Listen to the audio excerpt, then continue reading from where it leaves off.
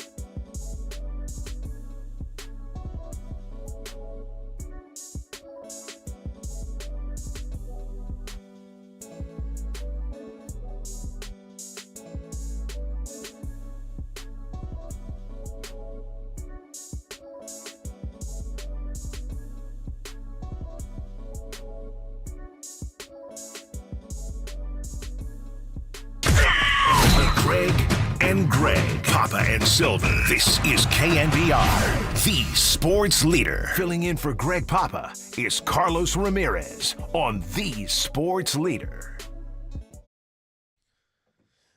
Papa and Silver, Greg Silver, Carlos Ramirez with you on a Friday, getting you ready for the Giants to be back in action. And I got to say, I don't know how everyone feels individually. For me personally, this was the perfect amount of time for the All-Star break. The Giants played a lot of games that required a lot of attention, a little bit of a heart rate up and down, a lot of drama at times in the late innings. And I thought, maybe this is good to just sort of reset for a week. But look, it's been a few days.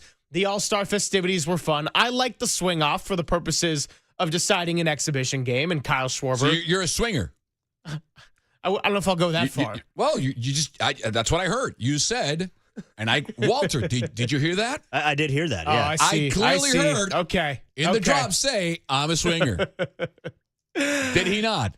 I heard it. We don't make stuff up here. We don't make. It's true. Maybe we're not a we lying do. show. We're not a lying But show. who cares? We're excited for real Major League Baseball to return, even if that includes the Ghost Runner as a method of extra innings. 808 KNBR, the number. Got a couple of stats I wanted to share on both the Blue Jays and the Giants because we've been talking a lot of stats. But first, let's get it back out to the phones because Scarecrow in Sacramento has been waiting on the line. What's going on, Scarecrow? Hi, guys. I think the All-Star break came right at the right time. Matt Chapman's coming off the IL. He had 6 games, I believe, to try and get his stroke back. I think that will help him get that there. Casey Schmidt, same situation. Koss also coming off the DL. And I think Chung-Hoo Lee, while he was a hot bat, they moved him down because they needed run production, needs to be at the top of the lineup. I think if the Giants just hit the ball like they're supposed to, I think a lot of the pitching pressure will end because the pitchers don't have to be absolutely perfect. As far as Devers, I believe that Boston made a huge mistake with him by telling him you're going to be a DH, leave your glove at home, and then suddenly finding themselves in a bind looking for a third baseman and a first baseman. I don't think the Giants are going to help Devers by repeating Boston's same mistake. If you're going to teach Devers how to play first base, that's an off-season spring training situation, and you're going to get a much better first baseman out of it. Right now, just let him DH, and if you have to platoon him with Wilmer, hey, that's fine. But it's a sprint now, so I'd like to see what they do in the next 2 series. I believe it's Toronto and Atlanta. Yep. And that'll kind of say where they're going. But in terms of the Giants and Buster Posey, they've built a very nice little core right here. If they need anything, they need infield depth because they're literally one pulled hamstring away from being in a heck of a problem. Yeah. Yeah. So to that end, that's what I'd kind of like to see. Hey, a lot of really good points. Appreciate it, Scarecrow. Scarecrow out in Sacramento, 808 KNBR if you want to join, 415-808-5627. Here's what I grasped instantly from Scarecrow and the time off element. Carlos, the Giants as a whole have greatly benefited from individual players, even just taking a day at points in the season. We saw Willy Adames get forced to take a day off before they went to Coors Field, and since then he has swung the bat much better. We saw Chung-Hoo Lee get a couple of different days off, and he was really struggling in May, and then June at the plate was hitting like in the mid-100s. And in July, he's had a couple of games where he gets 3 hits, and he's getting back on track a little bit. Mike Yastrzemski had cooled off in a major way, and then there was the shakeup with Dom Smith and Daniel Johnson coming in, and Yaz got a couple of days off, and the Giants started going on a win streak. Oh, and by the way, they go on the road, and Yaz is all of a sudden hitting again. So to that note right there, the Giants have greatly benefit from just 1 or 2 days off. They found a way to not have to pitch Hayden Birdsong an extra time before the All-Star break. And then the big one, and the biggest one of all, Rafael Devers. I don't know how much he is affected by his back and his groin that are bothering him, but just those few extra days, and I am so glad that he was not named an All-Star because it's been 25 games. He's playing through it. He's not quite injured enough to go on the IL. But like Jimmy Butler coming over before the All-Star break to the Bay Area, dude had to adjust his entire life. So just take a second to breathe, figure out what you're going to do to take care of yourself personally, declutter what is probably going up there mentally, because how is this not a major transition? And maybe they come back and look like a different team. And by the way, Devers, particularly against the Blue Jays, has had a lot of success because that's a familiar opponent. Yeah, I agree. And, going back to a lot of fans seem to be suggesting today names and players they would like to see or hope or moves they would like to see for the Giants. I recommend the article that's up at ESPN.com. It's from July 10th. It's about a week old, but I think it still rings or resonates. Passan pretty much recommends or suggests moves that contenders could/should do in the trade deadline. And when it comes to the Giants, it says weakness. And he says starting pitching, which I find curious, maybe even disagreeable. Because when you look at Webb, Ray, Roop, to me, that's a very good 1A, 1B, 3, right? Or Totally. 1, 2, 3, however you want to put it. So I don't know that many teams have that good of a 1, 2, 3.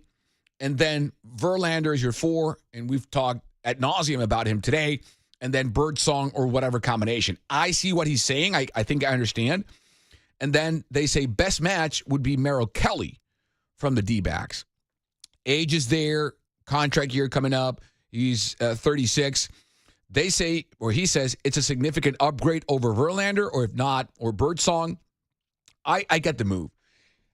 I don't know if they're going to go for a lefty to replace Eric Miller in the bullpen. That's a punch, or gut punch for the relievers. And I think he was smart to address that injury early on, because pitching arms and elbows you do not want to mess with. But it sounds like we could be looking at the next month plus without Eric Miller. How about a guy like Ryan O'Hearn? The problem is O'Hearn is a DH. Right. And what do you do with Devers? It's the same conversation we had with Rooker yesterday. Right. What do you do with him? What about Zach Gallen? Like, if you're between Kelly and Gallen, I would go for Gallen. He's going to cost significantly more than Kelly would, but how about go get him? How about Sandy Alcantara? He had a bad season up until May. He had a tremendous month of June. Last 3 starts, he's been shelled. A team-friendly contract, not going to, overload or bloat your payroll. And he is not that far removed from winning a Cy Young. So what do you do then? And then the other thing is, Greg, what do you expect your competition to do? Yeah. Like, I can see the Dodgers going for a guy like Johan Duran out of the Twins, right? To stack that bullpen. What do you do with him? What do the Padres do? Do they go out and get a guy like Jarren Duran from the Red Sox? They need offense as well. So I think it's a combination of how do you approach it. I don't know. Well, here's what I would say, and this is what I'll ask you too.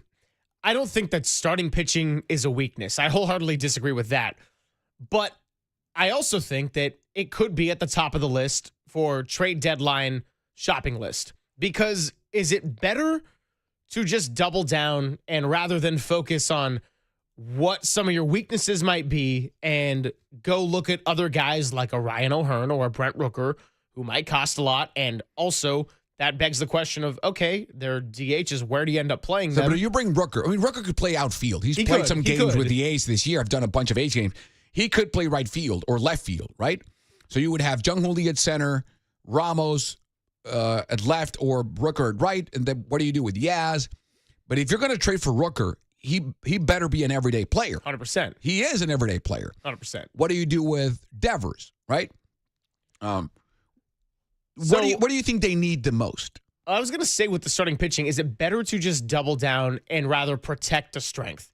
Knowing that the identity of this team is going to be pitching and defense. And you got offense. Yes, you would like another bat or two, but there's also the question of how would it all fit in a lineup? If you go and trade for a bat, what does it cost? Is it almost better to protect Robbie Ray, Logan Webb, Landon Roop, maybe a Hayden Birdsong if he turns it around? Is it better to protect them by getting another arm so that if this team ends up making a playoff push, all of a sudden you got a really dangerous rotation? And we've seen 3 different times the Giants get their pitching, regardless of how the hitting is going, they hit enough, but the pitching dominates their way to a title. Can I suggest a name?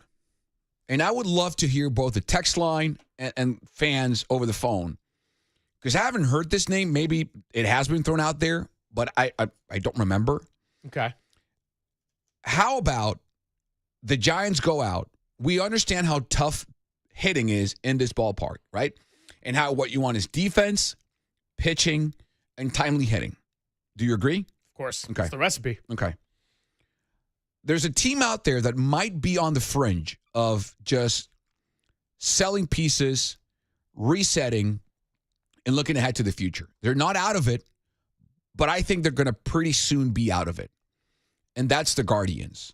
Ooh. How about if you go out and trade for Steven Kwan? Los Gatos native, Bay Area kid, 27 years old. Really team-friendly contract. Left-handed hitter. Average. Bat-to-ball skills are insane. Full-on contact Never strikes guy. out. Yep. And he's a 3-time Gold Glover. If you're talking about someone who fits the mold of what the Giants desperately need, great defense, contact hitting. Imagine the Jung-Hoo Lee, Steven Kwan, center field, left field combination. Just in defense, not a single baseball will ever land from center to left. You would have 3 left-handed hitting outfielders in Yaz, Lee, and Kwan. What do you do with Ramos? Right. Yeah, I mean, Yaz is getting up there in age. Ramos has to play. But if somehow the Giants can trade for Steven Kwan and bring back home a guy who is from the area, how do you not pull that trigger? If the Guardians are willing to entertain a trade for Steven Kwan, am I nuts here? Do you not pull that trigger? I mean, again, what's the compensation? Right. But yes, you have to look at that with serious consideration. And I think to your point, getting someone like a Rafael Devers is great. He is a top 10 hitter in this league.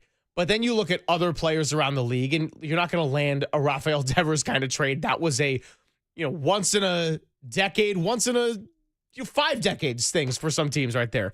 That was the version of the Mookie Betts trade for the Giants. What would you feel comfortable or think is fair for Steven Kwan?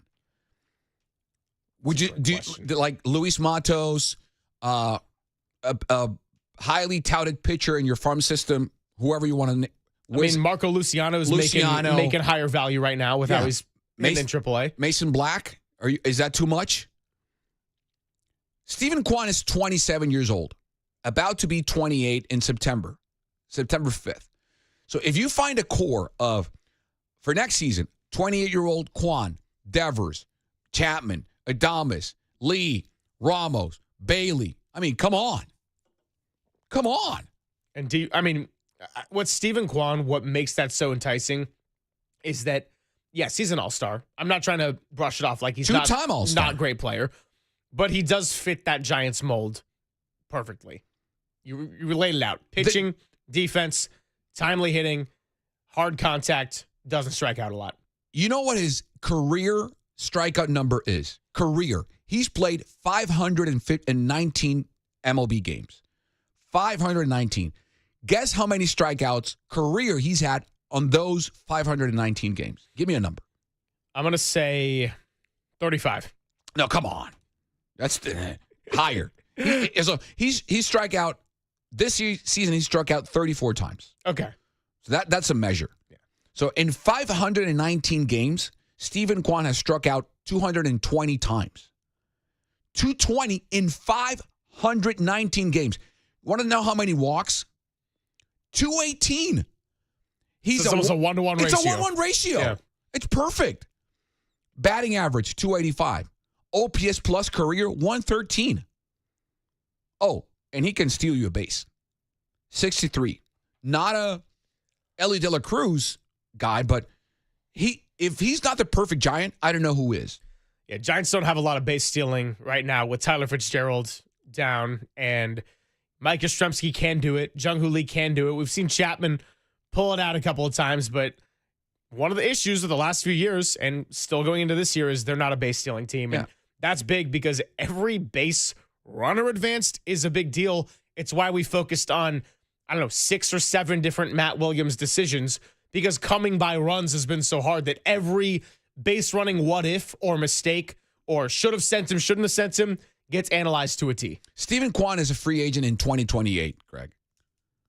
I don't see Yaz coming back after this year just because of based on age.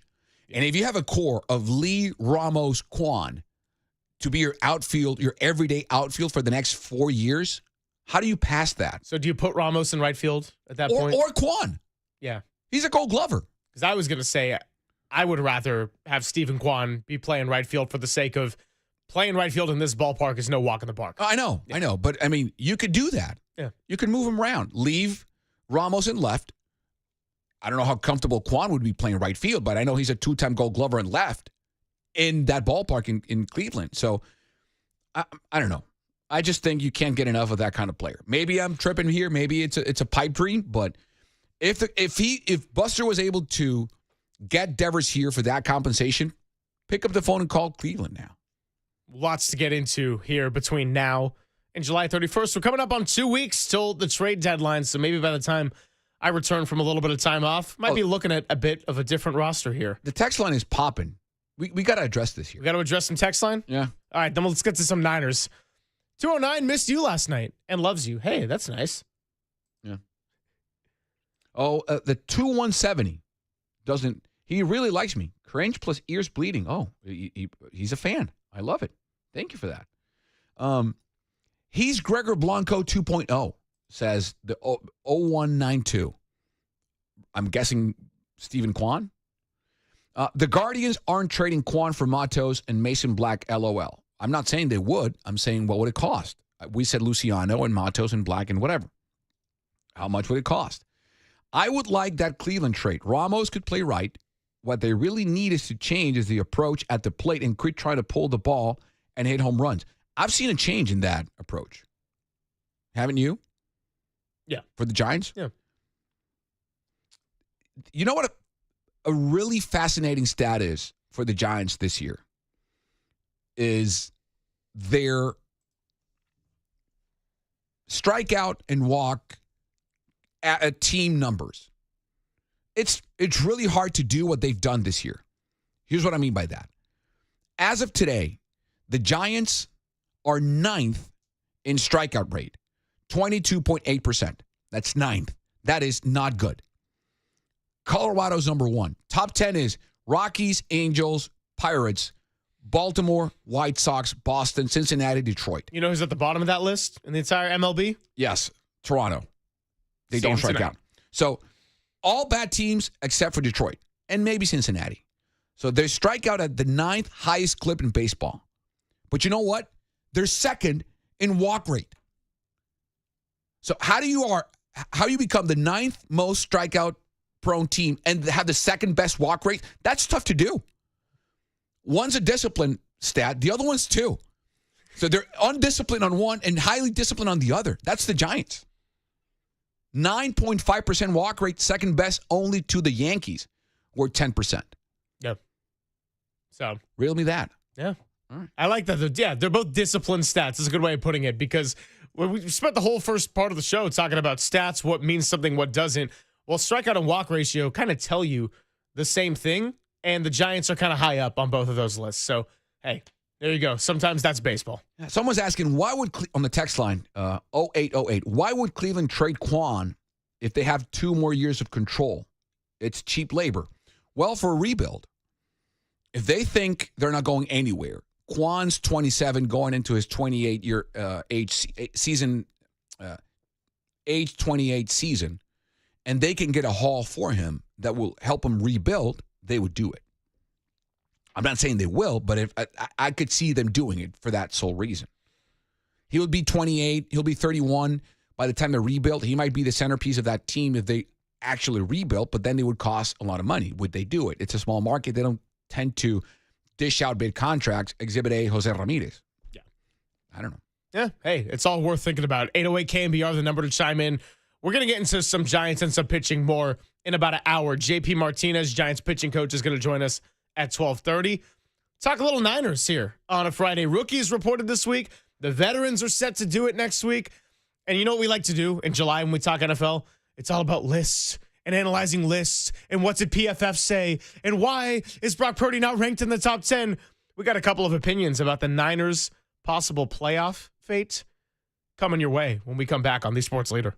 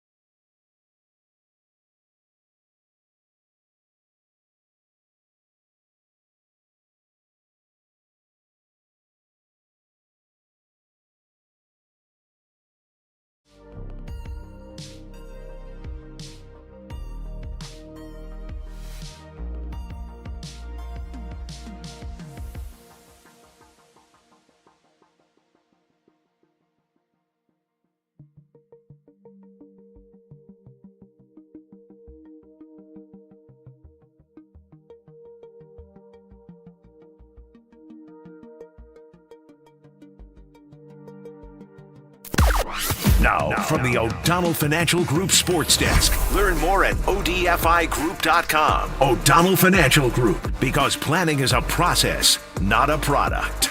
The Giants released their pitching probables for the weekend. Justin Verlander will go today, then Logan Webb and Robbie Ray rounding it out in Toronto. And set those alarms early, by the way. 12:07 first pitch tomorrow, and then 9:05 for Sunday. Plus, if you want more information about this Blue Jays team, check out the interview Murph and Marcus had with play-by-play voice for the Blue Jays, Dan Shulman. My Jays.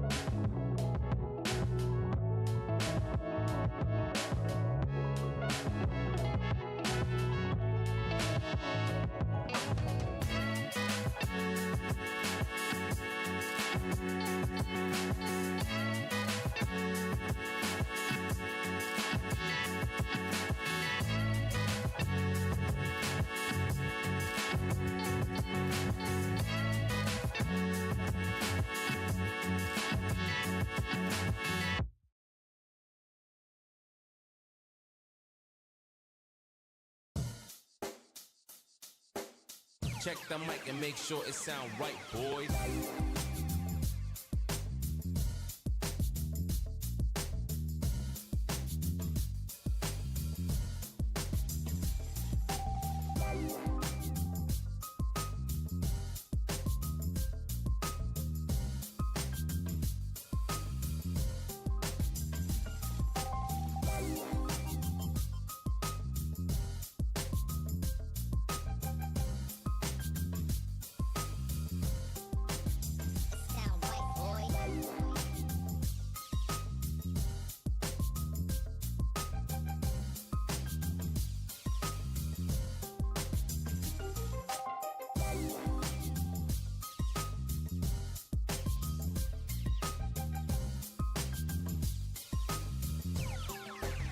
it sound right, boys.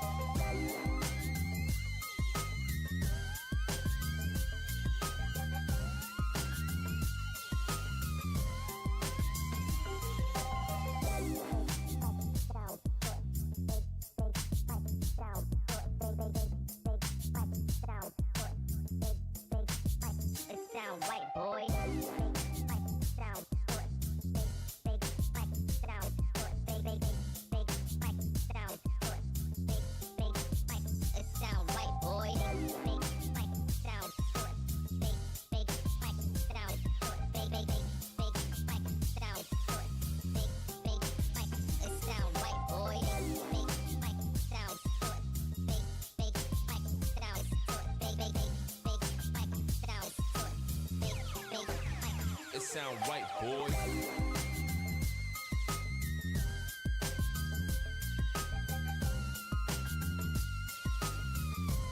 Papa and Silver now continues live from the KNBR Casino Matrix Progressive Jackpot Studios. Casino Matrix. Progressive jackpots are here. Where are you? Just drop in. Please play responsibly. 1-800-GAMBLER. Filling in for Greg Papa is Carlos Ramirez on the Sports Leader. Papa and Silver, Carlos Ramirez. Good to be with you. Happy Friday. Giants, 4:07 p.m. That's right. Clunky time. First pitch in Toronto against the Blue Jays. Waltz Jays. Walter, I'm sorry. Look at this. Look at this. Come on. You can't get my foot out the door already to get ready for I'm Oasis not kicking you out. I'm teasing you so the fans know where you're going to go through. That's right. I'm so freaking jealous. I know. I'm really excited. I got these staying up late on a vacation last year with my sister trying to nail down some tickets, and it happened, and we're getting close. Oasis reunion. I'm coming for you. I don't know if I'm going to be rocking the Adidas Man City blue they got, or I could just do the bucket hat. Whatever it is. Thank you. It'll be something. It'll be spectacular.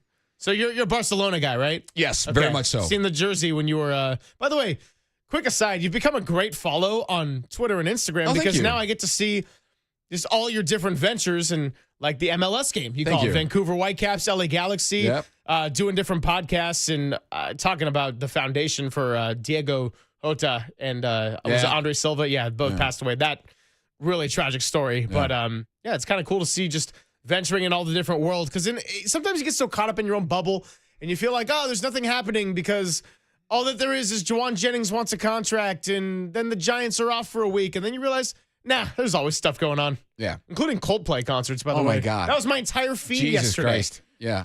First of all, we're playing Oasis because you're off to both Portugal and London to check them out at Wembley. Yes. You're going to see them where you should see them. I hope I'm able to catch them in L.A., it would be. We talked about this. I would have to drive you down. You got to drive. Can't risk the airport problems. Yeah. No, because then I have a Niner game on the 7th, and I can't, for my life, miss a game. Nor do I want to. I very much value my job and the privilege that it is covering the 49ers. Which is why he doesn't go to Coldplay concerts, by the way. No, that's not the point. But yeah, if you're gonna catch Oasis back, you should. If you can do it in London, that's the way to do it. Yeah, their last shows were in Manchester, and I thought that's pretty epic too because that's where they're from. Yes, but it's the next best place to go. And look, I could have gone to Manchester, went for the later dates. Actually worked out because we get to come back, then do the shows from Niners training camp, and July 31st, August 1st, we'll be out there, and it's gonna be a blast. But also, just easier travel, getting to London Heathrow. Yeah. At some point you realize that money is a finite resource and you can only save so much. Got to save those train ticket prices to get some extra pints and whatnot. I know. And then quick aside really quick. Did we find out that you're going to be in London next Tuesday for the semifinal Women's Euro? Oh, yeah. I got to double check the itinerary here. So we were watching the Women's Euros penalties yesterday. Yeah. Afterwards in the bullpen between Sweden and England. And England classically, historically horrendous on penalties. But then the problem is that Sweden also had 3 different chances to take care of business, and they did not. So kind of laughing at the end result with the goalkeeper just looking at both teams like, hey, screw you. But no, it was an entertaining. Yeah, but that's in Geneva, though. Yeah. You have to fly to Geneva. He'd be able to go to a pub and hunker down, you know? Oh, I see what you're saying. Yeah, that's what so I'm saying. you're not saying go to the game in Geneva, No, just not the catch game it. itself, Yeah, but the the atmosphere in I London. see. Yeah. I see. It's England, Italy, by the way. Yeah. Women's one. Euro. I know. I've been locked in, Carlos. I've been locked in. I can see that. By the way, 1:15, we're going to talk to the Quakes, and I'm rocking the historic, retro, reimagined San Jose Clash kit that they released and played with on Wednesday against FC Dallas.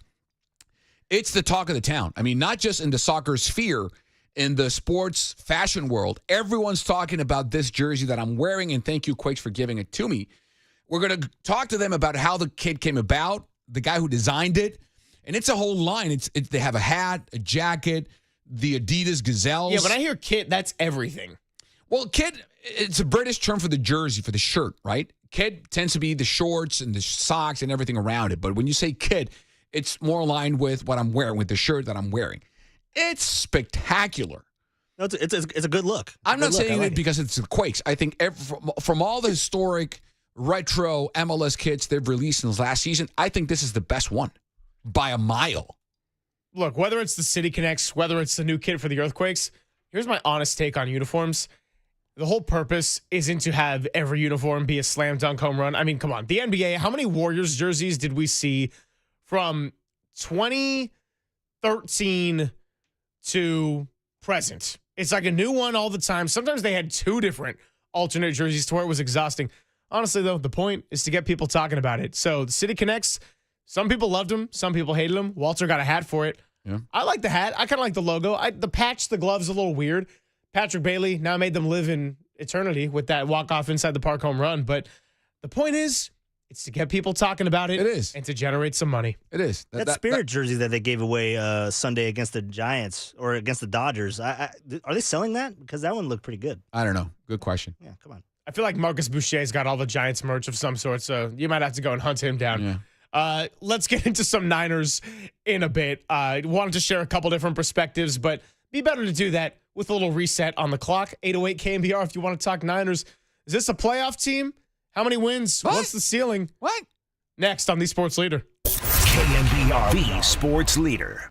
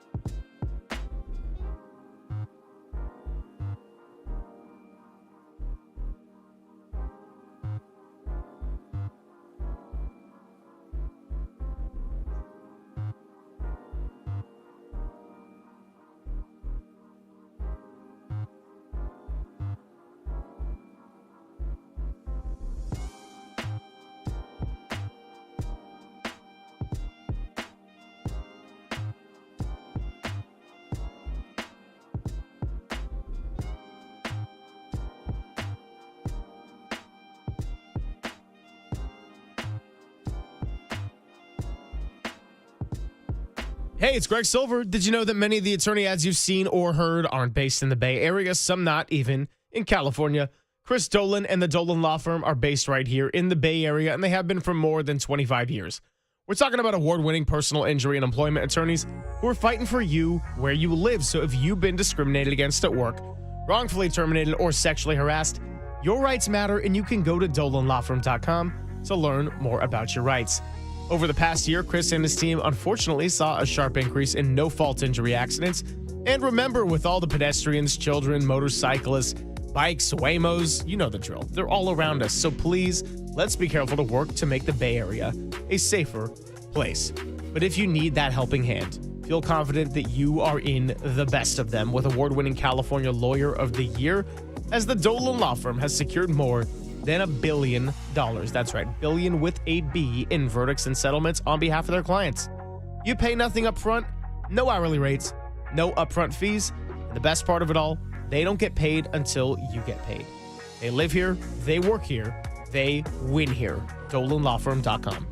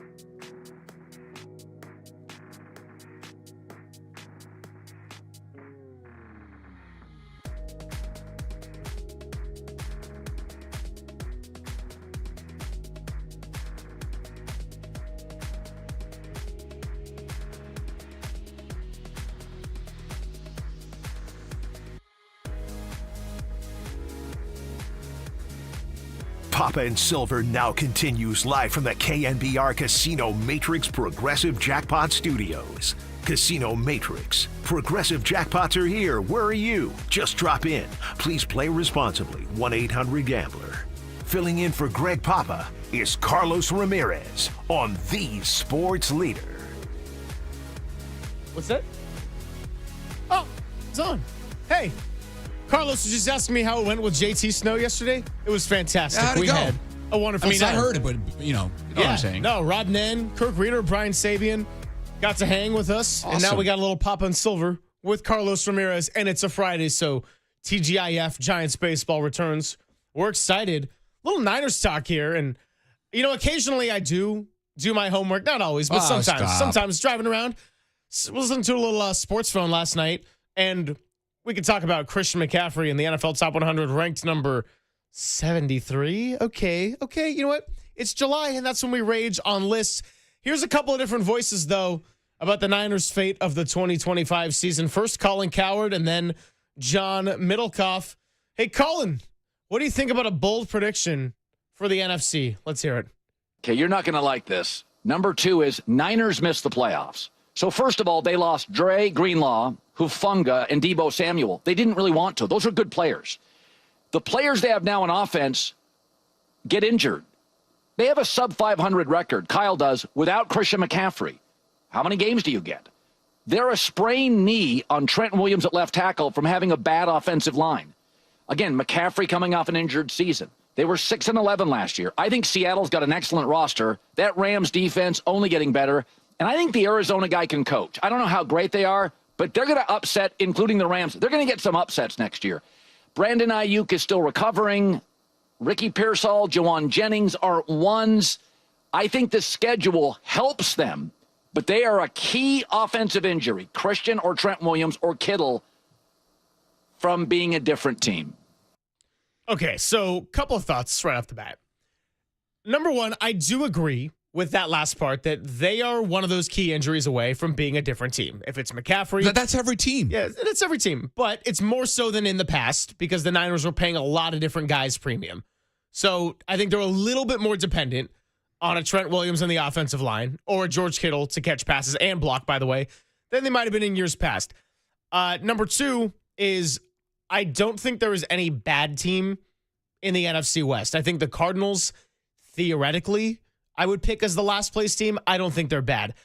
That said, if the 49ers, when you look at the schedule, and I don't like to do the schedule game because you never know how teams shake out. Anyone looking at the Washington Commanders last year would have considered that an easy game on the schedule. And then they were really good. I get that.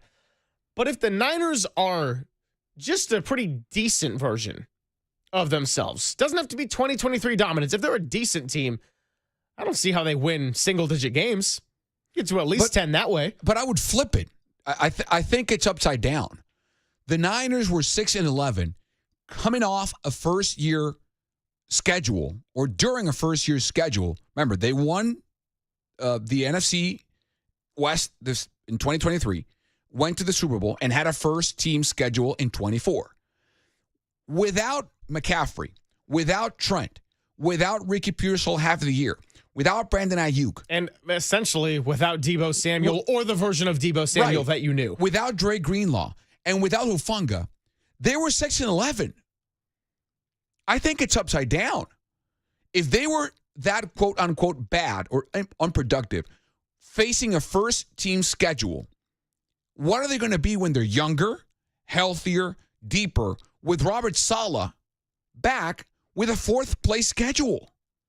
So that's going to bring us to our second cut. This is John Middlecoff and his response to Colin Cowherd. I think he aligns a little bit more with some of the things you just said. Yeah, I don't think you're going to like this, Colin. The 49ers are making the playoffs. Okay. You just talked about it. Coaching, right? They have one of the best coaches in the league. Oh, yeah, they also added Robert Saleh back in the mix. To excellent DC. They were terrible last year in one-score games, especially in the division. They lost a close game to the Rams. They lost a close game to the Cardinals. They lost a close game to the Seattle, all in the final couple minutes of the fourth quarter. Christian McCaffrey is healthy. Kyle just said it a couple weeks ago. He's full go. Trent Williams, healthy.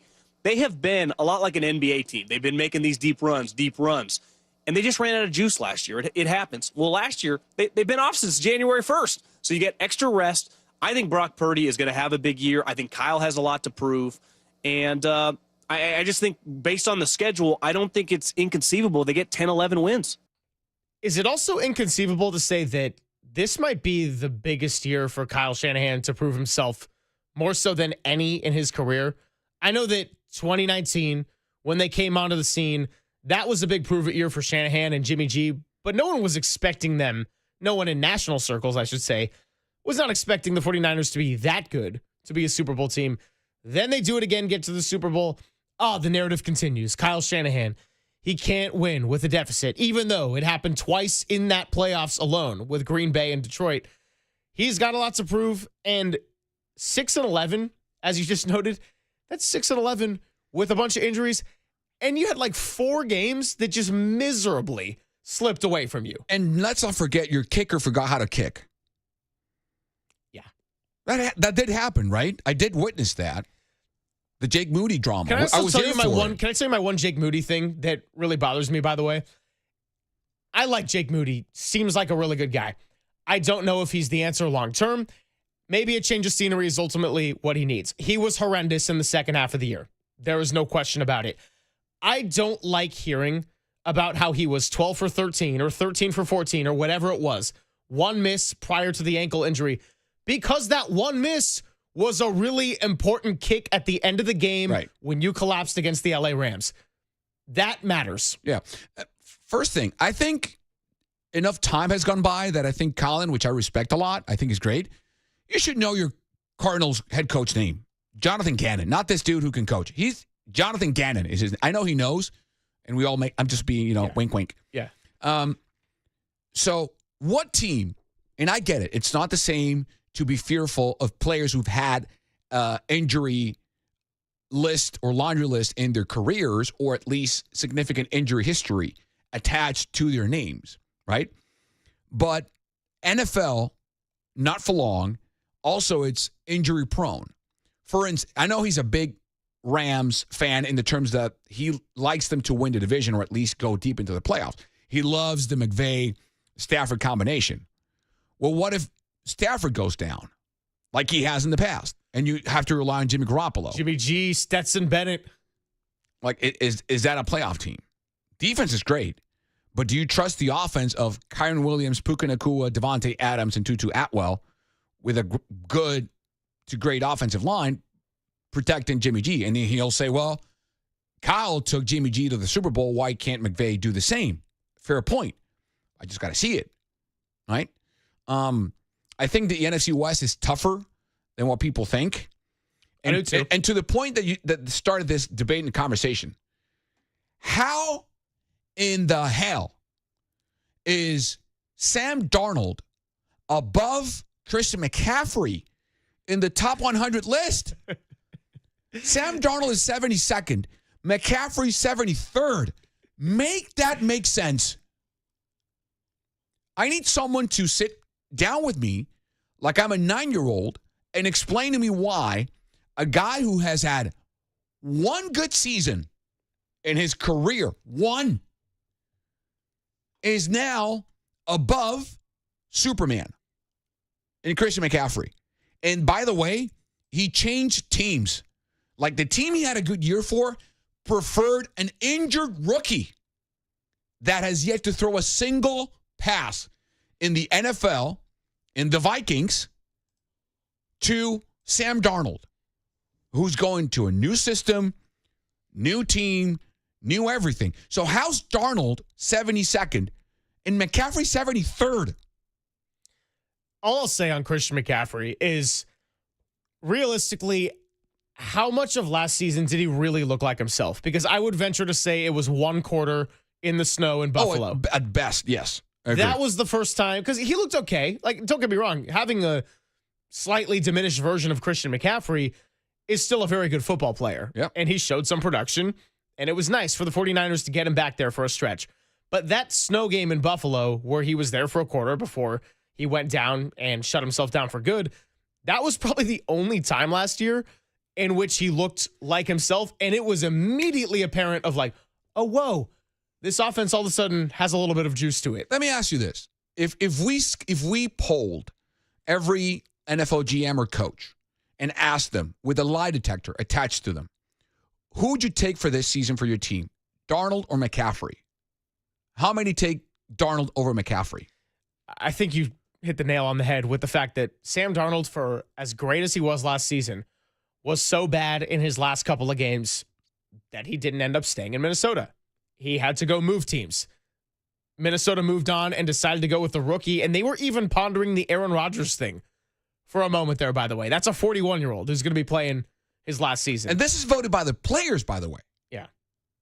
Let me ask the fans.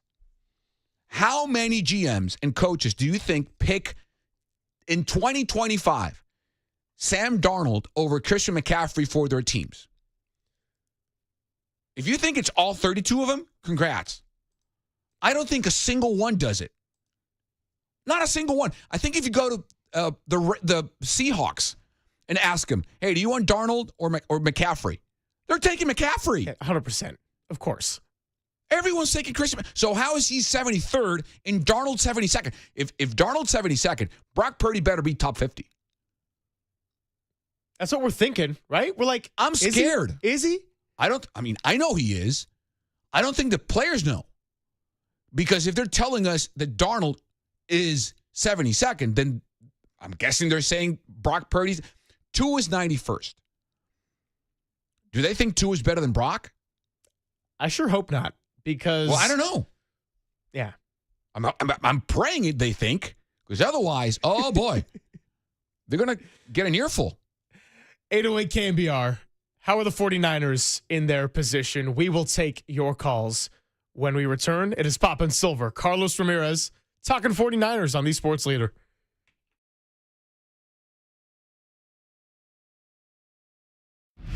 Time for traffic on the Sports Leader.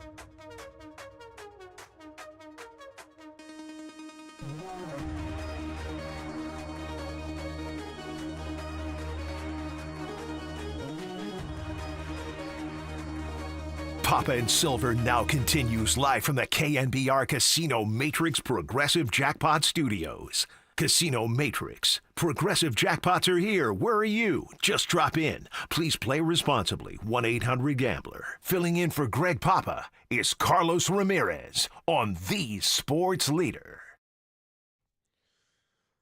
Papa and Silver, Carlos Ramirez filling in. JP Martinez is going to be joining us at 12:30. So we'll talk Giants coming up shortly, but it's all about the rage of the Niners right now. And we like to make fun of lists because Christian McCaffrey, I guess, is the 73rd best player in the entire league. And Sam Darnold ranked just ahead of him. Kirby Joseph, by the way, dumb. was 71. I was like, Kirby Joseph, he's been a damn good player.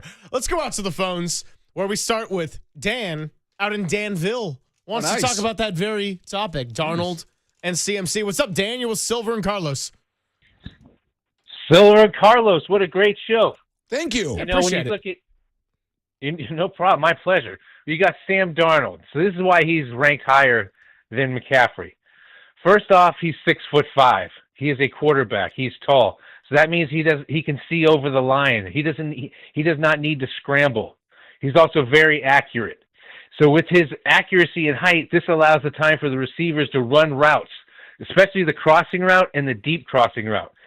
And also when the wheel play, when that running back's going deep and all heck is breaking loose, he's tall enough and accurate enough with arm strength that he could chuck it way deep, and it's an easy catch, especially for a guy like Christian McCaffrey. What's more ironic is that when Sam Darnold was the backup to Purdy 2 years ago on the Niners, he was having a great preseason. He was he was all perfect to Ayuk every time, hitting Ayuk in stride on his fingertips. I remember saying he should be starting over Purdy. And I also remember saying in the Super Bowl, I said they should start Sam Darnold over Purdy because he scores in the red zone. Purdy does not. See, that's another reason why he's ranked so high. Being tall and accurate, it's easier for him to score in the red zone because he can see over the line. And he doesn't need to scramble. And he waits till the very last second. So for a lot of reasons, and they should have started. They would have won a championship with him. He's able to hit guys on stride so easily and so consistently that you have to take him. The Niners should go get him right now because they don't know what they're going to get out of Purdy. And Purdy's shorter, he's smaller, he is younger, but he's also been injured and that's his knee. And Purdy scrambles a lot. Hey Dan, so you're kind of asking for problems. They did just commit $265 million to Purdy. Let me ask you something, Dan. How'd the Vikings do last season? They were doing good. He was doing really good. He was Darnold was doing really good last year. Yeah, but I don't know what really happened to him. How'd they do? How'd their season end? I don't know. Yeah, they lost to the Rams 27-9. They scored a combined 18 points in their last two games, which were the two biggest games of the year, against Detroit for the number one seed, and in the playoffs. I'll pass on Sam Darnold, respectfully. No clutch gene. No clutch gene. If you score 18 combined points in the biggest 8 quarters of football in your season for the number one seed and in the playoffs, I'll pass. And the Vikings passed too. But that wasn't his fault. That was the Vikings' fault. They didn't have a line for him. They didn't have a line like the Niners. They didn't have McCaffrey in the backfield. They didn't have an offensive first coach that we got right now. He actually lifted up the Vikings. They would have never been that close to the playoffs. Dan, you do know Kevin O'Connell is a great offensive coach in Minnesota. And they do have a guy, what's his name? Justin Jefferson. Pretty good. Yeah, but not enough. Okay. That's not enough to go. He's going to need tight ends. He's going to need a running game and a good offensive line so he can control the ball. And he doesn't turn the ball over either. The Niners are going to be in trouble this year. What? They just gave all that money to Purdy. He's older, he's slower, and he's short, and he has an injured leg. And his elbow is injured too. He had surgery on that elbow too. So this guy, Purdy, is he's kind of like, remember Cyberball, the video game where the quarterback is smoking? He has got oil and he's going to blow up soon. Yeah. That's Purdy. But the Niners are in a lot. Us Niner fans are struggling because we still remember when the Niners lost to the Giants and when they had the chance for the three-peat. And it's, if the Niners didn't win it in '94 with Dion, we'd be in a drought since '89. So us Niner fans, we haven't had a reason to celebrate in years. All we're going to do is cry. I'm sensing a lot of trauma here from Dan. Dan, we're going to keep it moving because we got a few on the line. Appreciate the call, 808 KNBR. If you want to join the conversation. I'm feeling a lot of drama from Dan. Trauma. Which I empathize with. Good news is for the 49ers, they get to start the season in Seattle against Sam Darnold and then play them again at the end of the season. It's a good chance to do some evaluation. Here's what I'm going to say. Two of the brightest offensive minds in the game, Kyle Shanahan and Kevin O'Connell. Isn't he twice Coach of the Year? Both Kyle Shanahan and Kevin O'Connell, both bright offensive minds, passed on Darnold. Shanahan took Purdy, and the Vikings are going with the unproven rookie J.J. McCarthy. So I'm going to leave it at that. Yeah, Dan and Danville, I get that Brock Purdy, it might not be a perfect situation. I do think Sam Darnold is a starter in today's NFL. I do. Oh, yeah, no 100%. questions. But they just committed a whole lot of money to Brock Purdy. He is going to be the guy. They shouldn't have ever considered starting Darnold over Purdy. And by the way, he had me until he said the Vikings don't have an offensive first head coach. You got one of the best ones in the entire league. Or weapons, for that matter. And then he goes on to say, Jordan Addison, well, he's 6'6". TJ Hawkinson. Oh. Like he's 6'6". He can see over the line. He doesn't need to move. But then he says, well, he needs weapons and he needs this and this. And so which one is it? Is he Superman or does he need help? Because the whole thing against Purdy is he needs help. Guess what?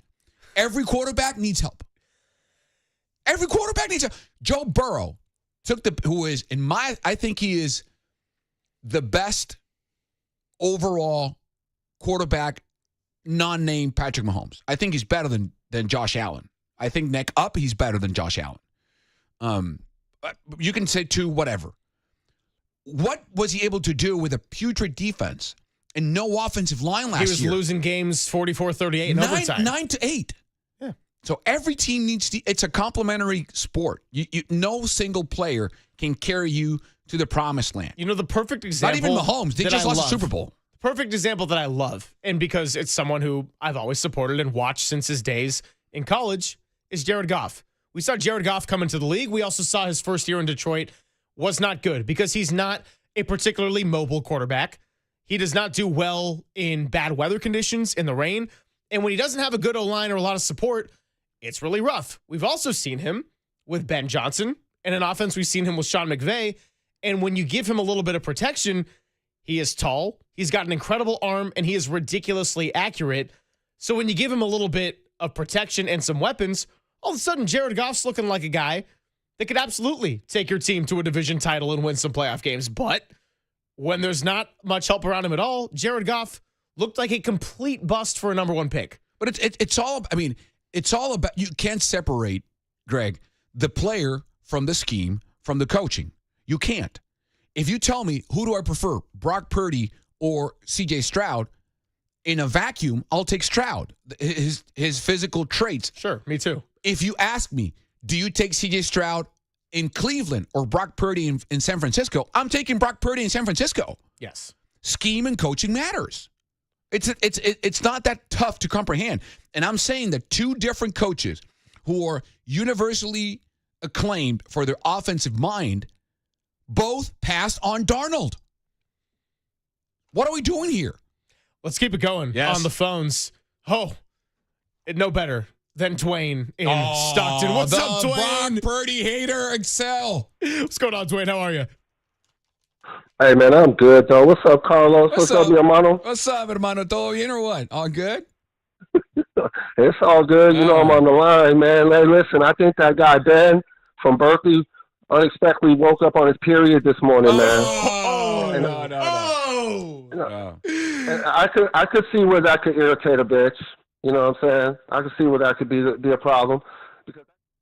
Yeah, I don't think we can. I don't think we can use that one on 50,000 watts. No. Do we drop him, Walter? All right, we drop. Hey, Dwayne, we love you, Dwayne, but We got to keep it FCC clean here. Yeah. Yeah, that's too much. It's not going to work. No. You can use it as a verb, by the way. You know, like to be and moan. I'm not going to do it right now, but no, we get it. Yeah, Next. we get it. Next. Anyway, let's go to James in Petaluma. Wants to talk about the fact that the 49ers are in a great position this year. What's up, James? James going once. James going twice. Hey, can you guys hear me? We got you loud and clear. What's up, man? What's going on, guys? I think the whole argument with the Sam Darnold thing and Christian McCaffrey, I'm just going to keep it logical and the emotions out of it. But statistically, Sam Darnold is an NFL quarterback, but Christian McCaffrey is a dog.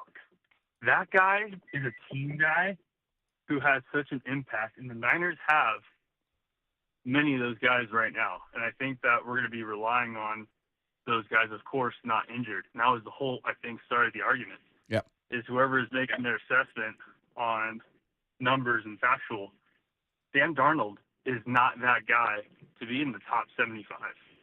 You know, I think Christian McCaffrey should be way higher, but he was injured. He was out. Get it. But football is the season length the way it is because it is a sport that demands. And I think the Niners are not demanding the best, but they're getting the best, and they're expecting the best out of their guys. And I think, like you guys said about coaching strategy, these guys are going to be elite. I think Purdy's going to come back stronger than ever. I think that he is, immersed himself deep into the culture. He's locked in. I mean, what else more do you want? Yeah. And I think the Niners also are going to have surprising last-minute move to add some depth at some point. And I think Niners fans are going to be really happy. Yeah. But I think that we're in a great spot for the year. And I'm going to say this for a bunch of my buddies who are Niner fans. Yes, what did the Vikings do last year? What did they do? Yeah, 14-3. They were great. They were great until the games mattered, and then Darnold became the Jets version of himself. Right. Exactly. I mean, every game mattered, but the two biggest games of the year, he wet the bed. Yeah. I mean, look, the reason every game mattered because that's why Sam Darnold signed for $100 million. Yes, it's not that it didn't count. No. Yeah. But you're right, and so is James, our caller, in that the point is, okay, but look how it ended. And that's what you got. That's why he's on the not Minnesota Vikings and in Seattle. Yeah. Appreciate the call from James. James out in Petaluma. Look, I know. I get it. It's NFL Top 100. A lot of it is just on the last year alone. What was the end of this last 2024 season? Tyreek Hill was number one. Like, oh, cool. Let's give Patrick Mahomes some more ammo right there. And it's just a list. We're talking NFL in July. But I think the larger point here is that, yeah, the 49ers went 6-11. Yeah. But all of a sudden, and actually, I'll take my Cowboys take to the air as a little bit of a 49ers bit, which is my issue with the Dallas Cowboys and the way they've been talked about. Please do tell. Not so much this last year, but say the previous two when they went 12-5, I believe. Yep. The Cowboys weren't allowed to be talked about as a team that was good. They weren't better than the 49ers. They weren't better than the Packers come the playoffs. They weren't a bad team by any means. You're defending them. I'm just saying that for the Cowboys, the discourse always had to be they were going to the Super Bowl, and this was the year, or they were terrible. And the reality is, no, they're actually a pretty good team. They just weren't one of the best teams. But that's their own doing, and Jerry's undoing. Of course, that's their own doing. When you say, if I stay here, if I stand here, and I say I'm better looking than Ryan Gosling, I'm lying. If I say, well, you know what? I think for a 42-year-old guy, I'm pretty decent. I'm not ugly, but I'm decent. Yeah. Am I lying? I don't think so.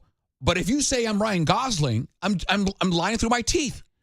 And when the owner of the team / GM / cheerleader stands up in a podium and says, we're going to make it to the Super Bowl and going to win. You're not going to make it to the Super Bowl. You're not. So I judge production on par with expectations. And their owners and fans' expectations are unrealistic, are painfully unrealistic to them and everyone who has to listen to them. It's beyond it's idiotic. Like, we're going to make the Super Bowl. Okay, based on what? Based on what? You have an average quarterback, you have one offensive weapon, no offensive line, Your a defense, first-year head coach. So what are you doing here? But my point is, with the Cowboys, you're right. That is their own doing, and they feed into it. But I'm saying that I sense a little bit of similar energy with the way the 49ers have been talked about, going from a team that was on the brink of the Lombardi to a team that missed the playoffs at 6-11. Brock Purdy signed a big extension, and the only opinions you ever hear about it are, Brock Purdy is an incredible quarterback, and he's going to win MVPs, or wow, what a massive overpay. He's not good. And I think the reality is, and where we got to be realistic with the 49ers as is right now, is they got a really good head coach. They've got one of, and if not the best running back in the league when healthy. Who? McCaffrey. Okay, yes. Yeah. Brock Purdy has a chance to be really good because we've seen 2023, and then we saw some struggles in 2024. Was he the reason they struggled last year? No, but he could have been a lot better in the second half. So I'm just calling it how it is. Whereas the 49ers, I think they're set up to be a pretty good team, and we can talk about it as such without acting like they are 2023 all over again. But saying that they're not 23 all over again doesn't mean that they blew it, they wet the bed, They should have kept Sam Darnold. They're going to lose to the Cardinals and Seahawks and Rams 6 times combined this year, and they're never going to win anything. On the text line, by the way, and I appreciate this, 2677, keeping it real. You have a face made for radio, Carlos. I agree with that. I think I'm better. I don't know. I'm not going to grade myself, but I've done well. I'll just say that I've done well. I think you have a face for TV. Thank you. And a voice for radio and a hand for print, typing fingers for print. Thank you. Yeah. You're not just lying through your teeth. No. You're not Ryan Gosling. You're not Ryan Gosling. No. Yeah. God, I know I'm not. But you know that, and that's okay. But that's the thing. If I stand here and say, you know what, Ryan Gosling, I could have had Eva Mendes too. No, I couldn't. No. I know my limitations. That's the thing. The Cowboys don't know their limitations. They're out there saying they're Brad Pitt when they're not.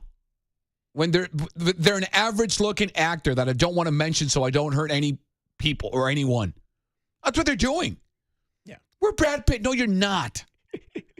Even if you had a facelift or surgery, you wouldn't get there. Stop it. There's not enough cosmetic surgeries on the planet to turn them into Brad Pitt. The football version of Brad Pitt is, this season, the Eagles. Or I was going to say, if we're just going looks, Jimmy Garoppolo still has it for me. No, but I'm saying as a team, you know what I'm saying. I get you. You know what I'm saying. I get you. The Cowboys, I don't know who, I don't know, a barely good-looking actor. The Eagles are Brad Pitt. Eagles are Brad Pitt. Eagles are Timothy Chalamet. Yes. Yeah. The Lions, another handsome man. Pedro Pascal, Lions. Nice. 49ers, Ryan Gosling. Pretty good looking. The Cowboys, I don't know. Jacksonville Jaguars, how you might look at your ex. Maybe Josh Gad. Funny, entertaining, not good looking. All right, continuing. I love you, Josh Gad, by the way. I'm not dissing you. I'm just saying it like it is. We have got a lot of Niners we can continue to get into before 2 o'clock. We're going to go ahead, and Paul in Sacramento, I see you on the phone lines. You want to talk a little Giants? Good, because we're going to do that next. JP Martinez joining us at 12:30. So let's prepare to talk some Giants pitching. We're having a blast on a Friday on the Sports Leader.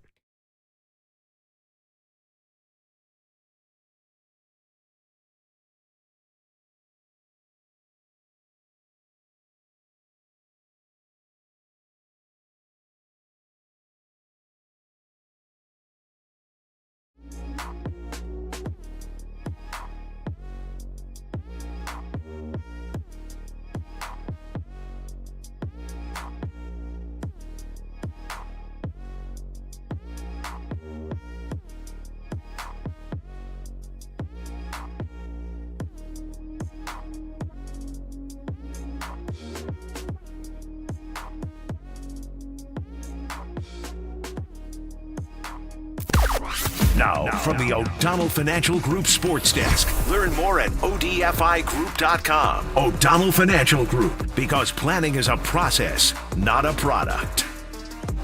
It's July football talk, so that means that we do things like react to lists and rankings that are put out there. The NFL Top 100 countdown is on, and Christian McCaffrey has already been mentioned at number 73. You got to be kidding me. But the only important thing is, can this team make the playoffs?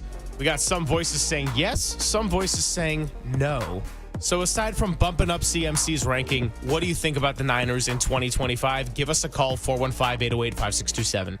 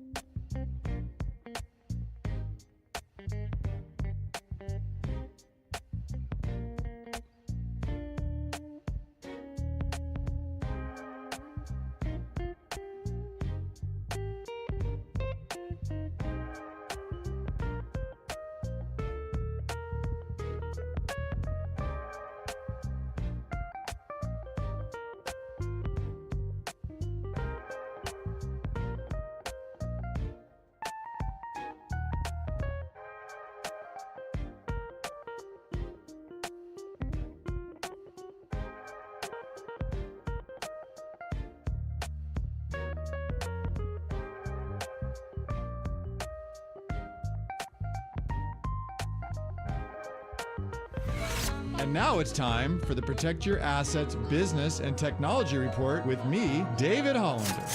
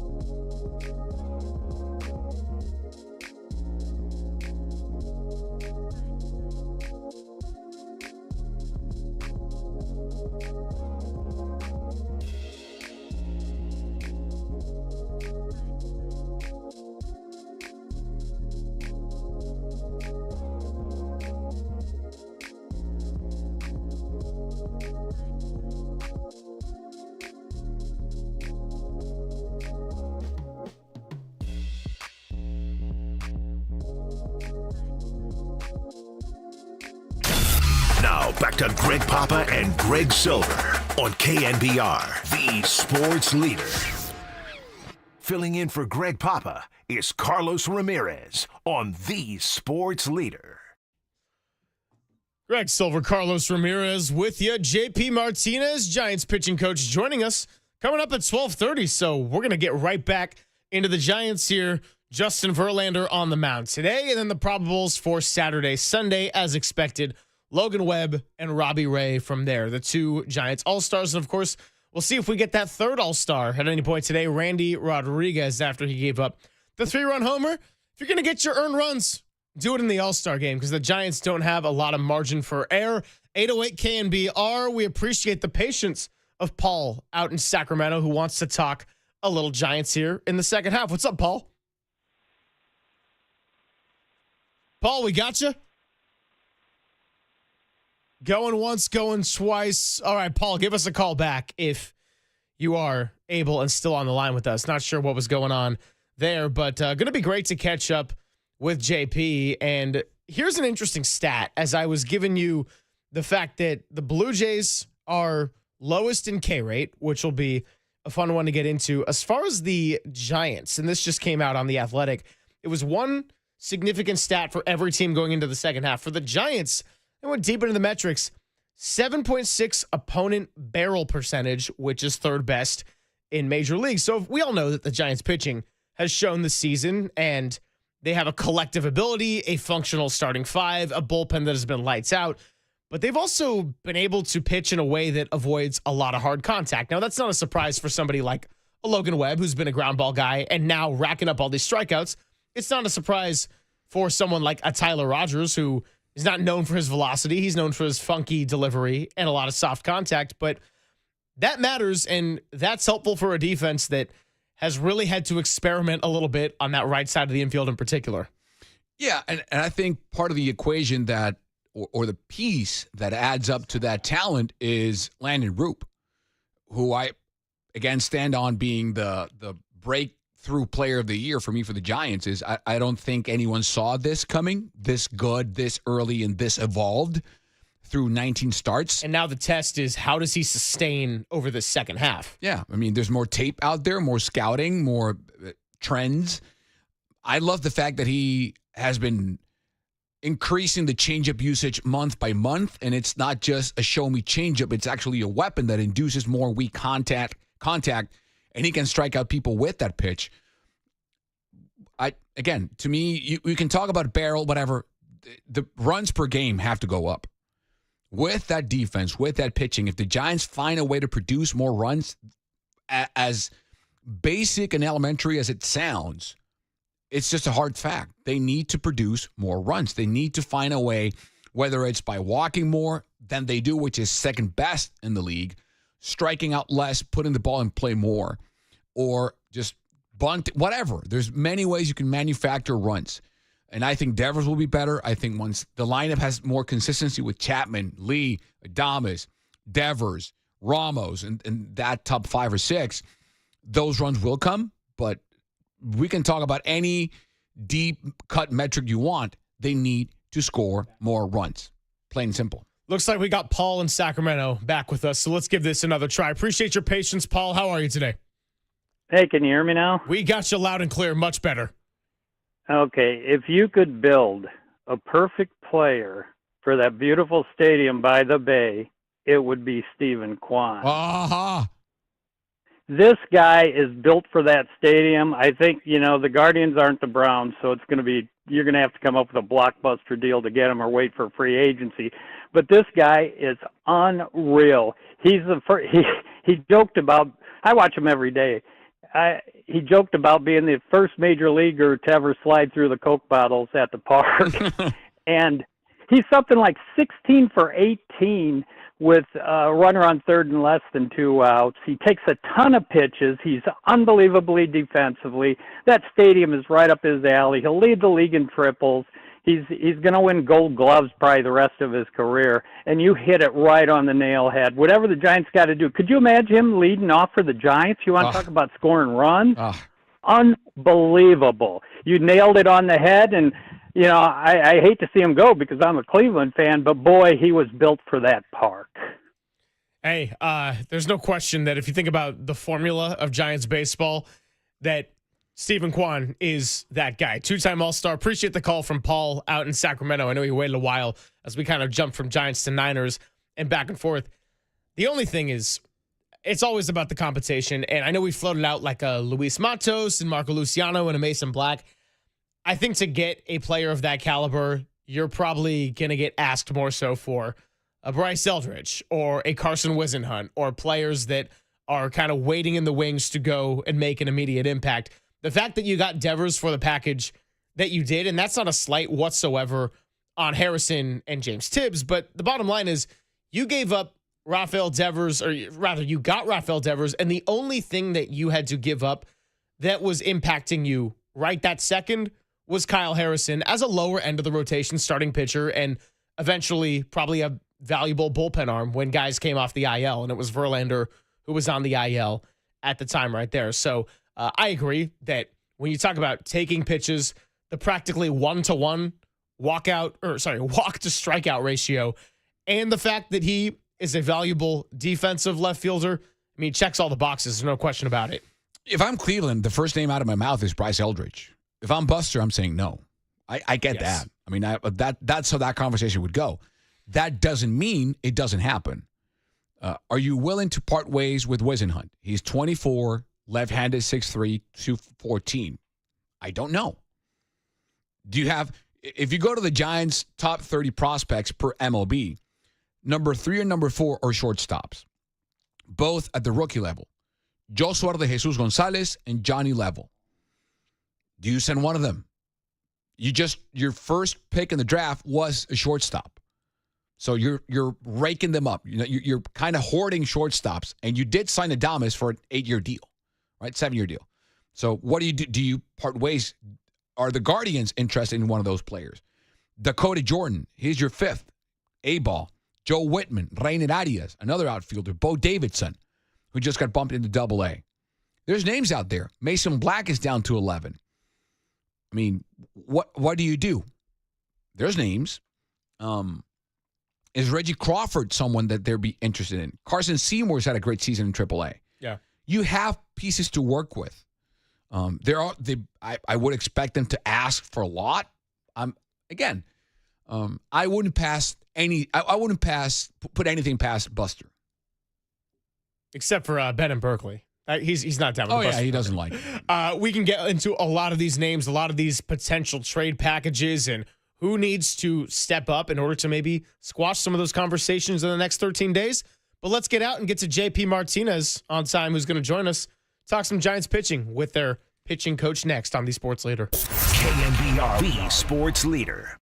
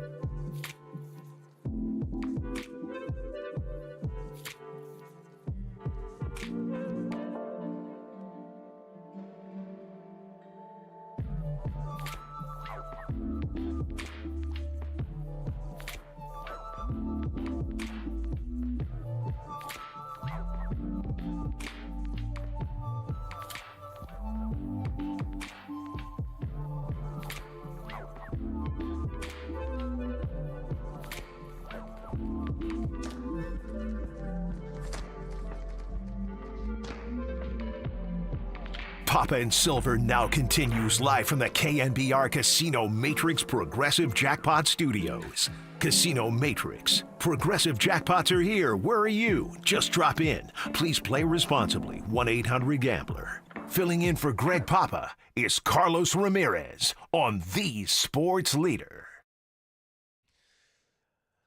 Well, the pseudo second half gets going today. 65 games left, somewhere between a third and a half of the season. 65 to go. Giants are 52-45. They are up in Toronto, getting ready to take on the Blue Jays, the American League East leading Blue Jays, who have been red hot since coming into the break. And here to help us talk all about this team in the Giants and how they can make that playoff push, led by that pitching staff, is their pitching coach, JP Martinez, member of the Giants staff since 2020, and now the head pitching coach for the San Francisco Giants. He joins us on the UMA guest line. JP, thanks so much for your time. Greg Silver, Carlos Ramirez. First time I've gotten the chance to have you on the show, I believe. So welcome, and we really appreciate your time. How was your All-Star break? Hey, what's up, guys? Good to talk to you guys. Yeah, All-Star break was awesome. I went to Maine to see my wife and her family up there for a few days. So it was a short flight from Boston to Toronto yesterday. And we just had a little early workout here at the Rogers Center, and they just opened up the roof. So sitting in the sun, waiting for the day to get going a little bit more.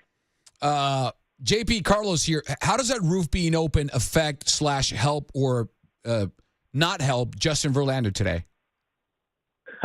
Yeah, I was just looking at it with one of our analysts. I think they're hitting, this team's slugging like 600 on the road and 800 at home. Yep. And I think a lot of that 800 slug comes from when the roof is open. So this is one of the better like run scoring environments, or at least like, home run heavy environments in the league. I think for JV, there's been a lot talked about this long stretch of games without a win. I think on my end, we try to focus really heavy on the process in terms of like strike throwing, pitch shapes, execution. I feel like it's been at least the last couple starts, especially the last start, it's been really good from his end in terms of the delivery, the velocity, and the shapes of his pitches. So I think if he's executing his pitches where they need to go today, I don't think the roof being open is going to affect him too much. JP, couple of Verlander questions for you to follow up. So obviously he's getting the start today, first one out of the All-Star break. What went into the decision to go with JV over Ray or Webb? Was some of it Webb and just giving him that extra day after throwing 11 pitches in the All-Star game Tuesday? Yeah, I think part of it was, JV started the Wednesday before the break against the Phillies, and so it's just been a little bit of a layoff for him. We want to get him back out there quickly. Webby, it made sense for us to put him in Game 2 with the All-Star outing and the fact that he threw Friday last weekend. So it's a full, it's almost, a little bit more than a week for Webby.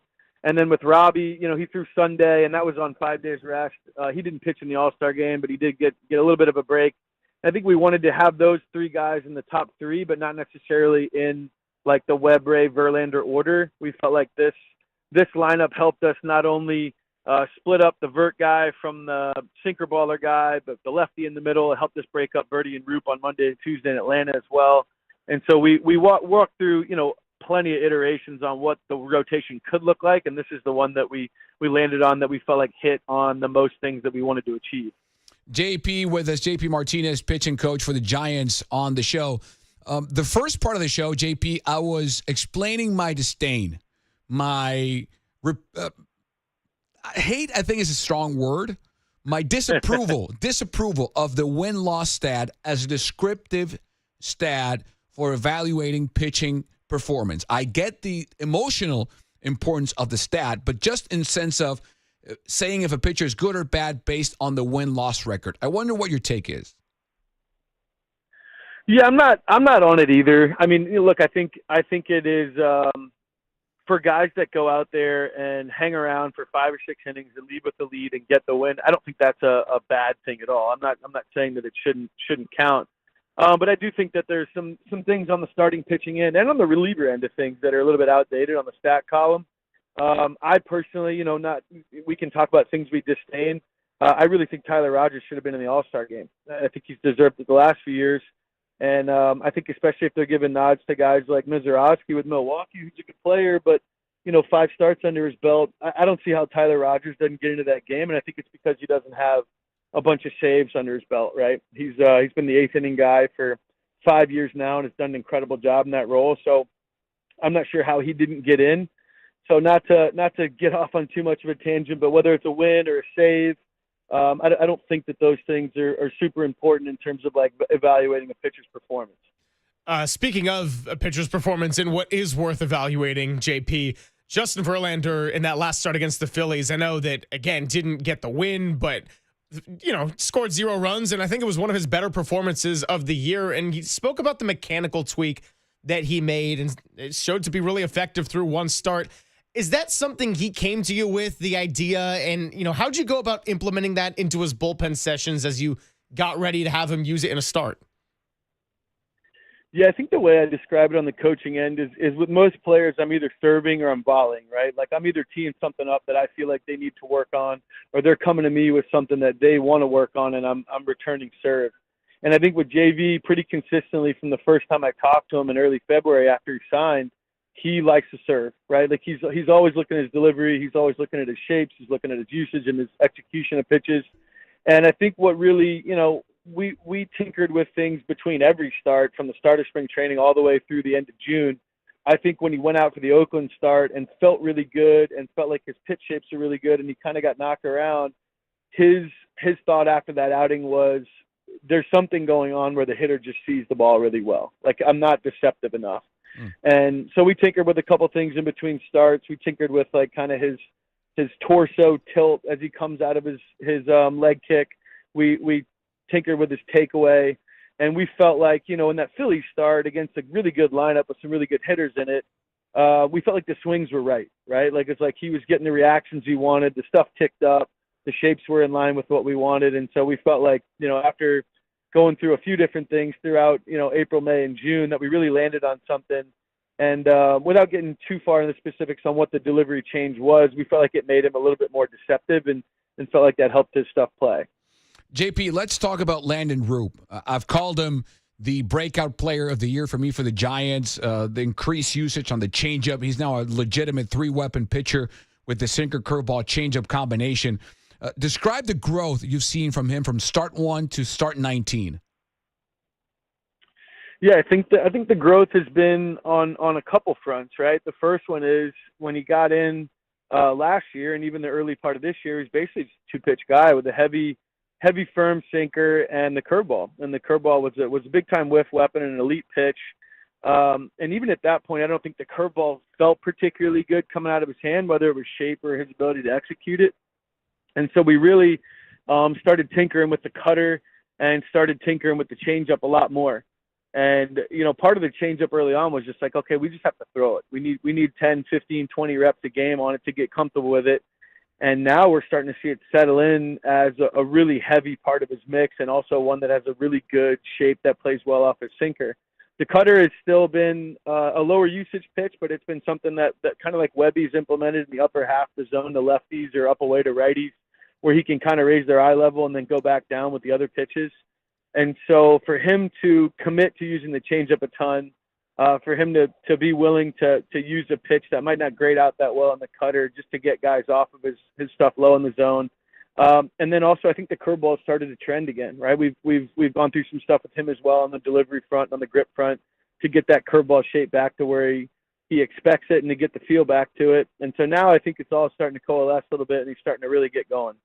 Talking to JP Martinez here on the UMA guest line. One of the second half storylines that I think a lot of radio hosts and fans and people observing the Giants alike are focused on is how far can you push Landon Roop and Hayden Birdsong innings-wise? And Buster Posey was on with our morning show earlier this week and, kind of said, look, you want to take care of them, but essentially pitchers pitch.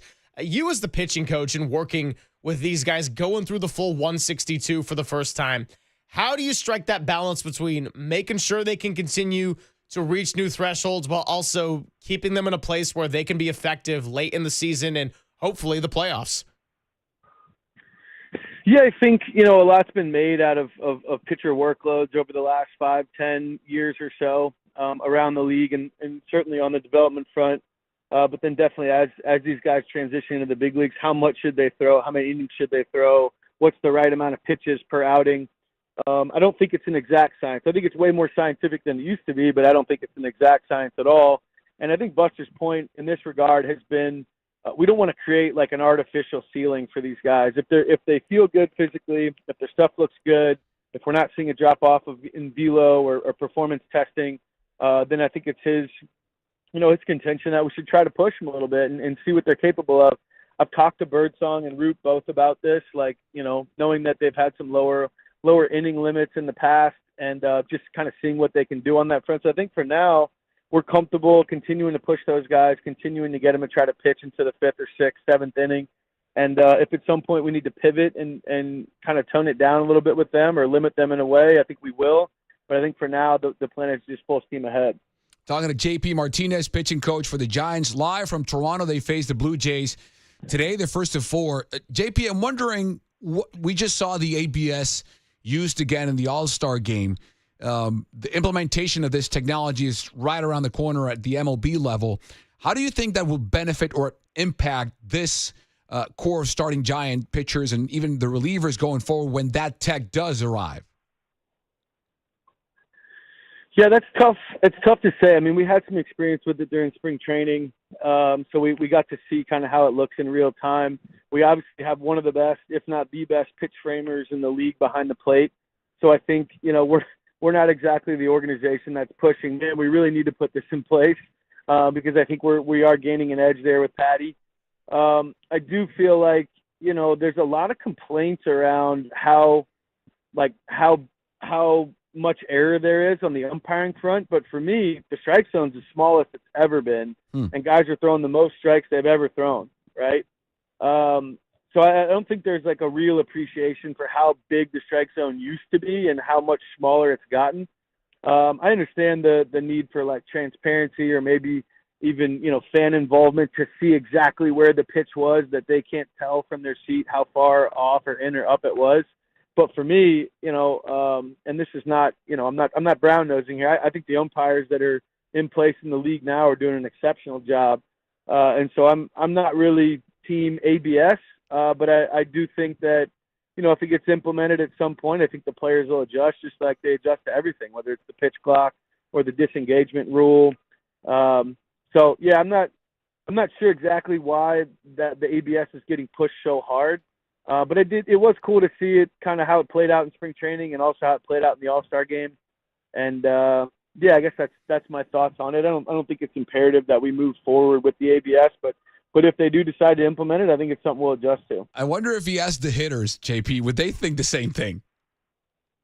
Yeah, I think that's the funny part. It's like you see some of these guys come up from AAA where they have ABS and they take a ball that's like 2 inches off the plate and the umpire calls it a strike and they react to it. And then I go check it on the iPad and I realize, man, that really was like 2 inches off. Like some of these guys coming up have a better concept of the zone than guys that have been in the league for a while just because they have the feedback every game. And so I think it's actually, for some of these guys, it's easier to discern balls and strikes when they get here than when they're in AAA. So, yeah, I think the hitters are probably in favor of it just because it may at some point make it a little easier for them to hit. I saw the league-wide strikeout rate's the lowest it's been in the last few years, so they're probably looking at that as well. JP, I got a couple more for you. So you talk about serving versus receiving in your role with the different pitchers. Justice De Los Santos of the San Jose Mercury News wrote a piece about Randy Rodriguez adjusting the grip of his slider mid-season. And not that he necessarily needed a whole lot of adjustments to begin with, but it took him to another level to where he was ultimately named an all-star. What were those conversations like to tweak the mechanics there for Randy, and how it was able to help him go to another level? Yeah, I mean, Randy's slider has always been a very good pitch, no matter what the profile. And I think it was around early May, he approached Garvin Olson, our bullpen coach, in the bullpen one day and said, "Hey, I've been messing around with more of a sweepy slider grip in my catch play. Do you mind if I try it in the bullpen on the track, man?" Garvin said, "Sure." So he repped a couple out and really liked the shape. He was able to land it, and it was not that far off of his old shape. It just had some more horizontal movement to it. And so I watched him throw a few as well, and we both kind of looked at each other like, "Man, that looks pretty good to us. We might as well roll with that." So I think that was a case where Randy was serving, and we both were able to kind of like vet it before he took it in the game. And then, yeah, like you said, it ended up complementing his four seam even better than the prior shape, and he really hit the ground running with it. So, yeah, I think it was a positive change. The funny part is Randy still throws a two seam and a changeup. He just hadn't needed to deploy him in the game yet, you know, and it's been his best year so far. So it's funny you mentioned that because I at least thought, without speaking to Randy, that he just flat out retired it and focused on the two-pitch combination, the four-seam slider combination. So he just decided to not throw it. Do you know why? Well, we didn't really decide to not throw it. I mean, he was still using the two-seam and the changeup a little bit in camp. But then as we got into the season, you know, his four-seam and slider were both just so good and they're performing so well. We continue to just kind of work that two-pitch mix. I think we've continued to throw the two-seam and the change in catch play and in the bullpen just so he has them if at some point he needs to deploy him down the road. I mean, you know, Logan Webb jokingly talked about his cutter as an MVP pitch. Yeah. He was only going to use it versus the MVPs. Right. And I think if Randy, you know, if Randy's getting a bunch of foul balls or if he faces a guy within the division that he's seen a lot and he might feel like he needs another wrinkle, I think he has that third and fourth weapon in his back pocket, and he's kept those sharp so they're ready when he might need them. My last one for you, JP, and we're talking to JP Martinez, Giants pitching coach here on the Yuma guest line. Matt Gage was called up from AAA Sacramento, and Scott Alexander cleared waivers and elected free agency. For those Giants fans out there who are starting to get back into the second half, getting ready to see this team in Toronto this weekend, what can you tell us about this lefty, Matt Gage, and how he can contribute right away? Yeah, I actually just found out today that Matt was drafted by us in 2014. He was a Giants draft pick back in the day, and then kind of moved around through a couple organizations. Most recently, Detroit. You know, put together a decent couple months with Detroit, but got DFA'd by them, and we grabbed him off of waivers, sent him to Sacramento, and he's had a really good 3 weeks there in Sacramento. So I think, you know, early on in the season, even in our kind of non-roster free agent search, we were looking for left-handed relievers. Scotty Alexander was somebody that we talked to pretty heavily in camp to come into camp as a non-roster invite. He ended up signing a major league deal with Colorado. And so that was the right move for him, just in terms of, like, you know, his job security to sign with them. As soon as Colorado got rid of Scotty, we knew that we wanted to bring him back, and we did. He's one of my favorite guys that I've coached, one of my favorite pitchers that I've been around, and I was sorry to see him go. But we're really excited about Gage, mostly because it's a 3 breaking ball mix. His four seam's got some cut to it. He throws what they label a cutter, but it's really more like a kind of a gyro slider. He's got a sweeper. He throws a two seam and a split as well. I think you'll probably see a lot of breaking balls from him, and I think that's good because, you know, Eric Miller is down. He's mostly a four-seam changeup guy. He's been throwing some two-seams and some sliders this year as well. But having a different look from a lefty out of our bullpen will be important for us. And, you know, Matt's thrown a ton of strikes during his time in AAA and throughout his career. And just got to meet him and talk to him a little bit today. I watched a little video on him, and I think he'll be ready to go tonight as we get started here. JP, final one for me. When you look up and down this Blue Jays lineup, I just saw them against the A's up in Sacramento. It's Vladdy, it's Kirk, it's Bo Bichette, Springer going back to his shape. Ernie Clement, I don't think enough people talk about this guy. What do you see from this lineup, and what do you think the biggest challenge tonight will be for JV facing them? Yeah, I think this lineup has really come on offensively kind of since June 1st. They're one of the better offensive teams in the league over the last 6 or 7 weeks. They're competing in a very tough division with some good pitching.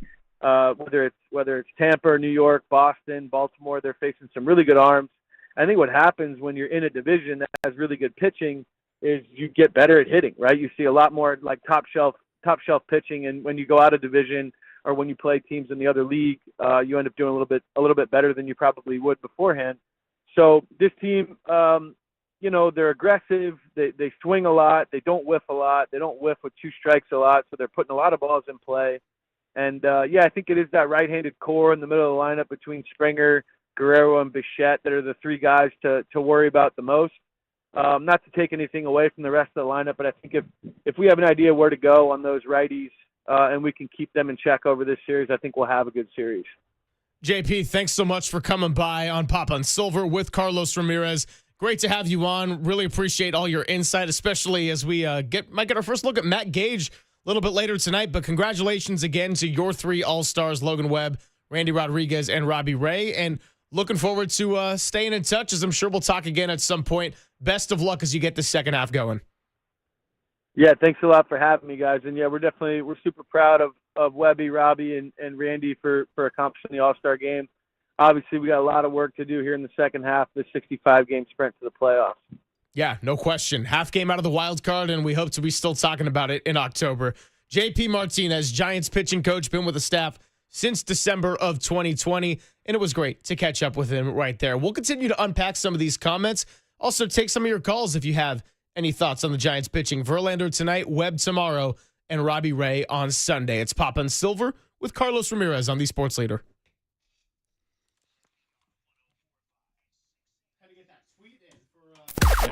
Now, from the O'Donnell Financial Group Sports Desk. Learn more at odfigroup.com. O'Donnell Financial Group, because planning is a process, not a product. Giants baseball back in action tonight to get the second half going in Toronto against a hot Blue Jays team that's won 11 of their last 14. Justin Verlander on the mound. Can he finally get, you know what, I'm not even going to say it, but he has done some damage up in Toronto before, and the Giants need every win they can get as they enter the second half, a half game out of that last wild card spot. We'll have it right here for you on the Sports Leader. First pitch at 4:07. Pregame starts at 3:07.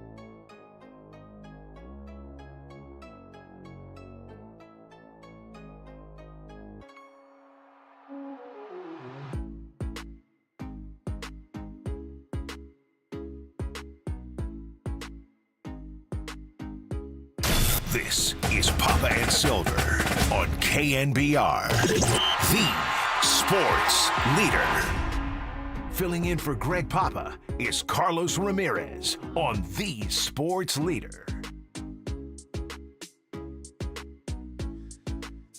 Papa and Silver, Carlos Ramirez filling in. About an hour to go, then we'll get it over to Dirty Work. It's going to be quick work on Dirty Work today because Giants pregame starts at 3:07. First pitch at 4:07, and it was great to catch up with Giants pitching coach J.P. Martinez. By the way, the Giants lineup just dropped. First time I've said those words in 5 days. Mike Yastrzemski going to be leading off. Then you got Elliot Ramos in left field. Rafael Devers hitting third as the DH. Matt Chapman cleanup. Willie Adames will be hitting fifth. Jung-Hoo Lee in the sixth spot. Casey Schmidt at second base. Seventh, Dom Smith will be hitting eighth and getting the start at first base. And then, of course, Patrick Bailey behind the plate hitting ninth with Justin Verlander there on the mound. Do you approve? Yeah, I would say so. I mean, I'm always going to like seeing Wilmer Flores in there, but him having to play first base more has maybe contributed to some of his cooling off. I think there was going to be a little bit of a natural regression anyway because he was playing like Aaron Judge for the first couple of months of the season and all of those RBIs there from Wilmer. But Dom Smith, what he has given defensively at first base against a team that is going to put a lot of balls in play because they do not strike out, I very much approve of that part. And Toronto will send Nathan Lukes, George Springer, Vladimir Guerrero Jr., Bo Bichette, Addison Barger, Alejandro Kirk, Joey Loperfido, Ernie Clement, and Will Wagner. That's the starting nine for the Jays. Morning show had Dan Shulman, voice of the Blue Jays, on this morning, and he talked about, what was his name, Addison, the Barger. Addison Barger, as a little bit of a sleeper who has really risen into prominence this year. So, and look, when it comes to any of the AL teams, especially the ones that play on the East Coast, I mean, a lot of times they're starting their games up when we're finishing the show. So I don't watch a lot of the Blue Jays, for example, super closely. I just watched them in SAC because I was covering the A's. But right, yeah. So you got the good taste of them right there in that minor league ballpark. But I'm looking forward to watching some Blue Jays coming up. And look, in a way, they're really similar to the Giants in the sense of they've played a lot of close games. They have done incredibly well when it comes to timely hits late in innings, winning games when it goes extras. So they're not necessarily a flashy team, but they don't strike out a lot. That's different than the Giants.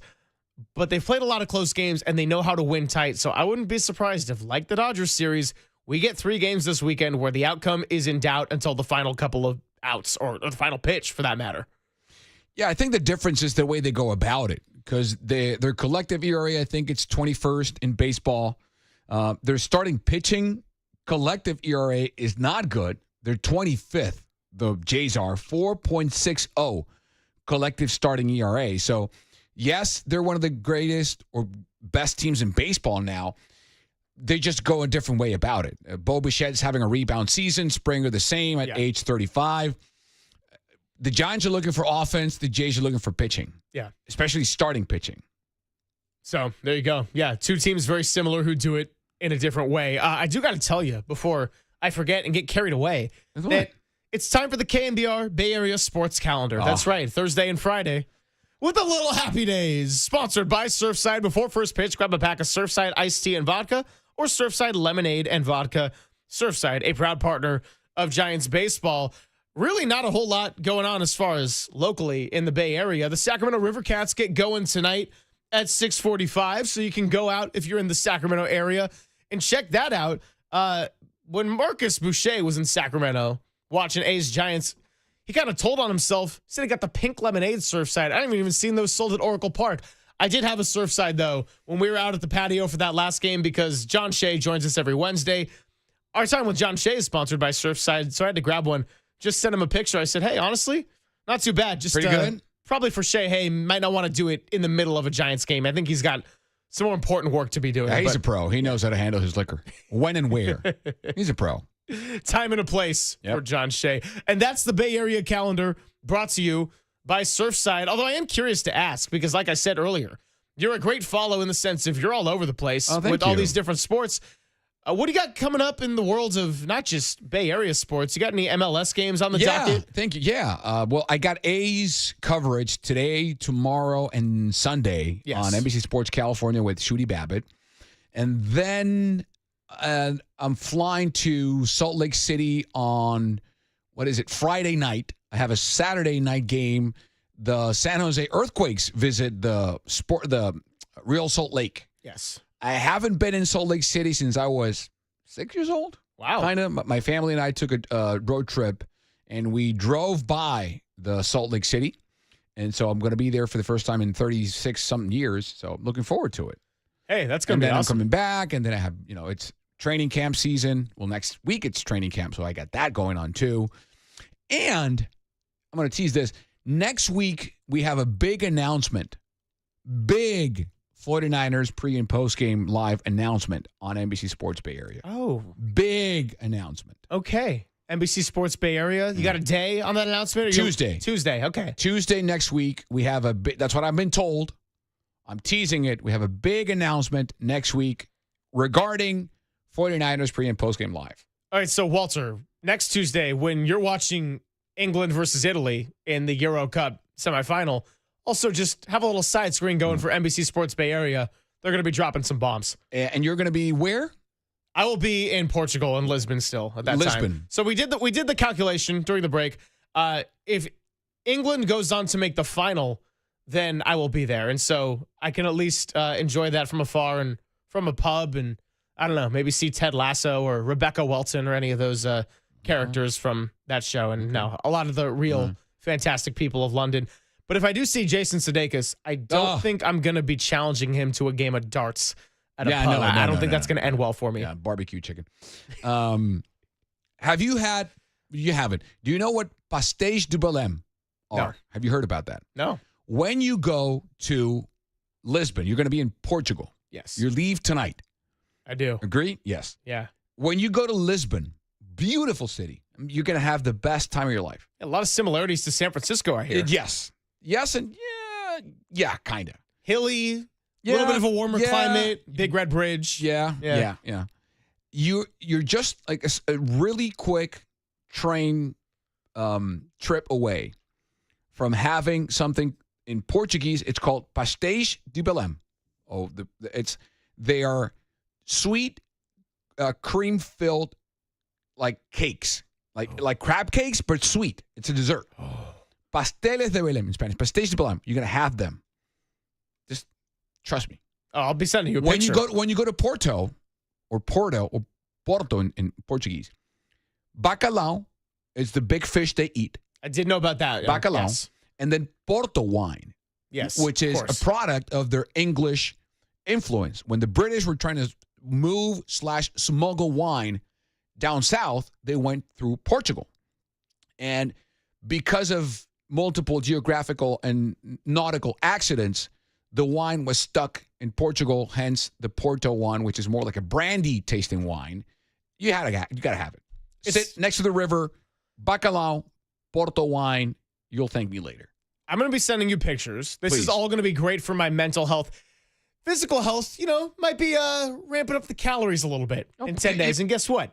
That's what we do, okay? We're going to be all right. It's expected. If you go to Europe and don't gain any type of weight, what did you do? That's right. I got to do a weigh pre and post, actually. Maybe I'll go find a scale here somewhere in the KNBR suites up here. You have to gain weight. I mean, you have to get, I'm not saying fat, but you have to gain weight. You're going to walk a lot, and that helps. Look, you can't lose the weight without gaining the weight first. Yes. There you go. Yes. So I'm looking forward to it. We're going to have a blast, and we did have a blast talking to JP Martinez about all things Giants pitching. Interesting, but I can't say it surprised me, just how with the different pitchers, he had a different kind of relationship about serving versus receiving. And yeah, it doesn't surprise me one bit that Justin Verlander, the fact that he's still doing this at the age of 42, I'm sure he spends enough time focusing on how he feels, the shape of his grips and the movement and everything, that when he made that mechanical tweak, that was likely a decision initiated by him. Worked well in that Phillies start, and now we get a second look at it again today. Give me a second. I'm looking something up here. that I'm trying to figure out if it's coincidence. I don't think it is. Maybe, I don't know. I might be looking too much into this. Guess who's not in the starting lineup today in his team? Stephen Kwan. Yep. They are facing a lefty, though. Okay. It's JP Sears. Okay. It's A's Guardians. He has played 67 games this year against lefties. It's not a platoon. He's an all-star. Yeah. However, no Stephen Kwan today in the lineup for the Guardians. Okay. I'm just saying. Something to monitor. I'm just saying. You're going to be out there this weekend. Or you're going to be doing coverage this weekend, I should say. They have two lefties in the lineup. Guardians have Bo Naylor and Nolan Jones. So why wouldn't you? And the splits for Stephen Kwan this year facing lefties and righties, they're not that. I mean, you can see there's a difference. He's hitting 302 against righties, 254 against lefties. So there is a difference, but still, it's Stephen Kwan. Like, why would you start the other two and not Kwan? I'm just saying, not in the lineup facing the A's at home. I know it's a lefty. JP Sears on the bump. Just putting it out there. No Stephen Kwan in the lineup. Yeah, I know this isn't very sports talk radio friendly, but there's a lot of things where you don't need to overreact. You don't need to go crazy, but it's noted. You kind of file it away. Okay. You make a note of it. That's what we're doing here with Stephen Kwan not being in the lineup. Okay. Yeah, I'm just glad you looked that up. He might be there tomorrow. He might be there forever. He might retire a Guardian. This might be a nothing story. It might be. I think it would be irresponsible for me to not point it out. The text 2521 said it. Dude, Stephen Kwan not in the lineup today. First day after the rest of the days at All-Star break. But wait, it could be just simply because starting pitcher is a lefty. Who knows? Again, there's two other lefties in the lineup. Why not Stephen Kwan? Are we missing something here? Is there a story? Maybe not. We don't know. You know what is the story? The Quakes' new retro kit. Oh yeah. Yeah. Oh, yeah. So good. That's right. It was a big topic of Sports Fun KNBR. It's a big topic of this studio if you're watching us on the stream, because look at the nice colors Carlos Ramirez has going on right now. I said that crest, I kind of joked, it's like a combination of a radio tower and a lobster. Hey, be careful now. But the rest of the kit, including the jersey, by the way, is pretty fantastic. So are we having a little guest appearance coming up in a second? We are. The people from the Quakes, the people who actually developed the entire look and feel of the new Quakes retro kit, the hats, the shoes, everything. We're going to have them on exclusively to tell us how it was born, where the idea, inspiration, how the fans have received. It's flying off the shelves, and it should be. It's a fashion statement and a fashion article that every Bay Area fan should have.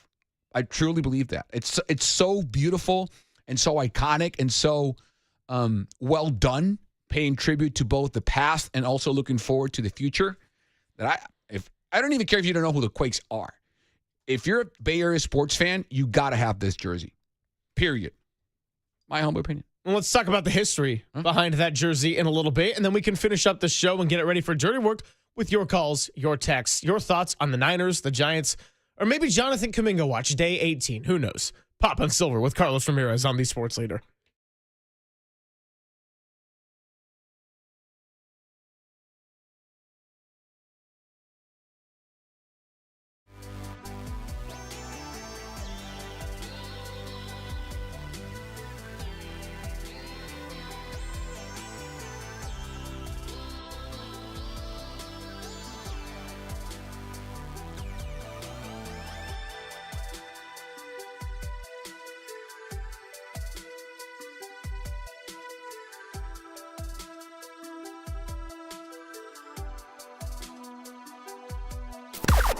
Now, from the O'Donnell Financial Group Sports Desk. Learn more at ODFIGroup.com. O'Donnell Financial Group, because planning is a process, not a product.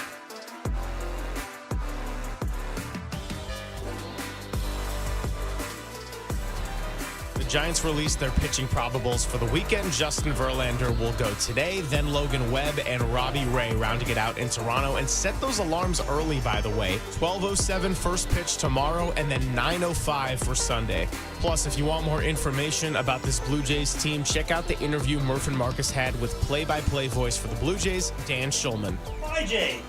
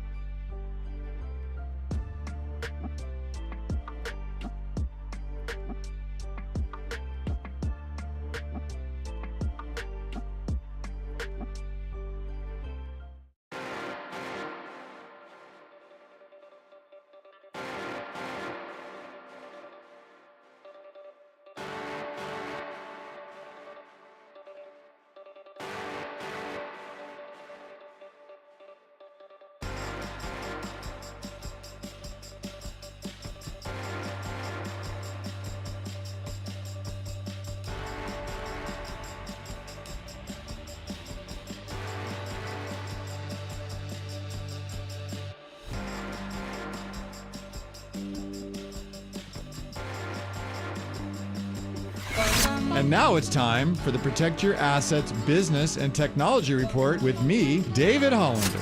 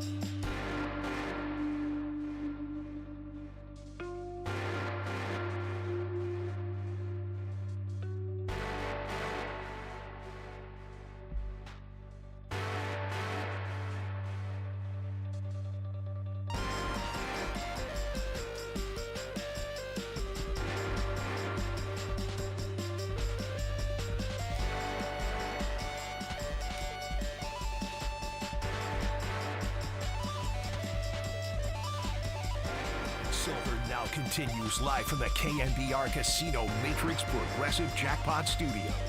Casino Matrix. Progressive jackpots are here. Where are you? Just drop in. Please play responsibly. 1-800-GAMBLER. Filling in for Greg Papa is Carlos Ramirez on the Sports Leader. What a week it's been. Papa and Silver, Carlos Ramirez in, and with the All-Star break going on, the Giants getting some much-needed rest as they get ready for the final 65 games and try to fight for a playoff spot. It's kind of one of those, I don't want to say slower, but definitely one of those weeks in July where everything's a little funkier. We get out of the rhythm. We're so used to the Giants playing every day or nearly every day, and it's been good to just kind of talk about all different sports here with Jawan Jennings and the contract negotiation going on. Rookies reporting to camp. Alfred Collins has now signed with the 49ers, setting a little bit of a tone for the second rounders. And we're doing something a little different here with about 40 minutes left on the show today. We'll get it over to Dirty Work at 2 o'clock, but it is time to talk a little bit of San Jose Earthquakes. That's right. Some of our San Jose teams, the Bay FCs, the San Jose Sharks, the Earthquakes, not always a daily topic here on the Sports Leader, but they have just unveiled their Rewind kit. And if you're Carlos Ramirez and you saw him on the stream earlier, he was wearing just that. So without further ado, it is my pleasure to welcome in Taz Thompson, the brand director of the Earthquakes, on the UMA guest line to talk all about what went into this design. What's up, Taz? You're with Greg Silver, Carlos Ramirez. How are you? Hey, how's it going? Good to talk to you guys. Hey, it's great to have you on. And just kind of, in addition to observing the kit, I've been reading a little bit about it as well. And with a lot of the sharp angles that you see on Carlos's jersey, if you're watching the stream. I'm the model. He is, on YouTube. He's the ultimate model. It says that's an homage back to the 1996 season when the club debuted. Tell us about what went into the thoughts of this design. Yeah, so the San Jose Clash really started the league, the MLS, in 1996 with the inaugural game. So the first MLS game ever was played in San Jose at Spartan Stadium. And with this new league, the MLS soccer came to America in a big way. And there are all these iconic, like crazy brands that the league brought forth, and San Jose Clash was one of them. So always had really big brash colors, sharp angles, just like a really in-your-face aesthetic and vibe that I think we see people really still resonating with today, even though the Clash was just 3-4 years of our history. It's so vibrant and brash that people will always gravitate to it. Taz Thompson here, the brand director for the San Jose Earthquakes. Taz, what was the biggest challenge in making this Rewind kit, which, you have to pay tribute to the past, but you don't want to make just a copy. You don't want to just copy and paste it. What's the fun in that? So what was the biggest challenge bringing this to life? Yeah, I think that you hit the nail on the head there. Like, you don't want to just do a one-for-one recreation. That's no fun. You want to bring it into the modern world, but still make it feel bold and brash. So I think, it's kind of that combination of making it feel hopefully wearable, but still kind of like a statement to put it on, like those early Clash kids were. It's not like a simple black jersey. There's right. Crazy colors, crazy angles, and so we wanted to make sure that this new kit like feels that and gets that across, and it's not just a nice wearable little black jersey. It's amazing. How the fans and the players react when they first saw this thing? Oh, for sure. I think the fans and players, the reaction has been amazing. Our players really, we had like this great photo shoot with 6-7 of our players, and they all looked awesome in it. And just, I think, loved the colors and the brand and everything. And then in terms of the fan reception, I mean, we had people outside of our gates like hours before the game started, before gates even opened, hoping to be, the first fans to get their hands on the jersey. And that was prudent because we have sold out of pretty much everything except extra small jerseys. So if you're little, you can still get one if you're medium through larger, it's going to be a problem. Yeah, I'm not fitting in that extra small when I get back from my trip. That's for sure. Hey, Taz, this might be a weird question, but when do you decide it's time to unveil something new? We were discussing a little bit earlier in the show about how with the NBA, it became a point where it was just so many alternate jerseys, then they had different names for it. The Statement, the City Edition, whatever have you. And to a point where, I get that revenue sales is, what's driving a lot of this. But, when do you decide it's time to do it in a way where it will still feel special, still resonate with the fans, and it still has meaning as it did with these Clash jerseys? Yeah, I think that's a great point. I mean, for sure, I think on some level, the Clash marks are always so iconic and loved that you could always be selling a jersey or always be, a new collection could come out every month and it would probably do well. But to really make it feel special, I think you want to pick those moments and really make sure that you build a great collection around them. So it's not just the jersey that Adidas did a great job on, but it's also hat, scarf. We have these Gazelle shoes that are amazing. They have this teal gum sole and three different color stripes. They're awesome. The Clash in the back. Yeah, so you're right. It's easy, I think, probably to just go throwback. But it's better if you can find those moments and really do them justice, because you can make them amazing. So hopefully this collection is that. Yeah, it's awesome. Taz Thompson, the brand director for the San Jose Earthquakes, talking about this new line, this archive collection, the Rewind Kit with the San Jose Clash, bringing them back in fashion. On the text line, they're saying, be real. Did the Quakes hook you up with a free kit? Yes, I said it. I'm not. I mean, they give me a kit every year. Care of you, for sure. But you've been with us for a minute. But I'm not lying. I've been covering this team for 7 years. I love the Quakes, and we're tight. And every year, I'll give you an insight. This year, it was my birthday, and for my birthday, they played in Kansas City. And you guys gave me a birthday present. It was a kid. It was the rock and roll kid with the whole. I'm not lying, but I'm not doing this because of that. I'm doing this because I think that soccer jersey. First of all, the whole line is amazing. I mean, you did such a great job creating this thing. But I want to talk about the impact, Taz, that soccer jerseys have had in the fashion world, where you're seeing not just in Europe and South America, here in the States, kits have become not just a piece of equipment for fans. They have leapt into the fashion world. Where do you see this growing, and why do you think that is? Such a great question. I think there's just something so iconic. I think part of it's probably the sort of broader cultural love for the 90s that's kind of been going on the last couple of years. Yeah. There are just so many brash in the 90s. These teams took insane risks on their kits. So they're just different colors, different cuts, different type of collar. You have clean and just all kinds of stuff. So I feel like that's definitely kind of been a part of it. Some of these baggy kits and stuff like that. But, we also had Jerry Rice I'm not sure if you saw the Jerry Rice absolutely. Photos, but, yeah, of course. Yeah. So those kind of 90s connections are great, I think, and you see them with the kit. But for sure, kit culture has just grown and grown and grown. And it's been fun to be a little bit of a part of, in some ways. I think I always tell people, I think one of the biggest, I guess, pinch me moments about my role at the Quakes is going on to loading FIFA or EAFC now and seeing a kit that you kind of put time and effort into. Yes. And it's there's something about that that's just goosebumps every time. That's amazing. So you said you said everything's pretty much sold out. When are you getting more? And where can fans get not just the jersey, but the hat, the jacket, and the sweet Adidas Gazelles? Those are amazing. When can they get them and where? For sure. There's always going to be there. Well, I shouldn't say always. There continues to be some stock of hats, scarves, Gazelles on MLSstore.com, and then also at our team store on site. It's open every day, Monday through Friday, 11 till 3, I think.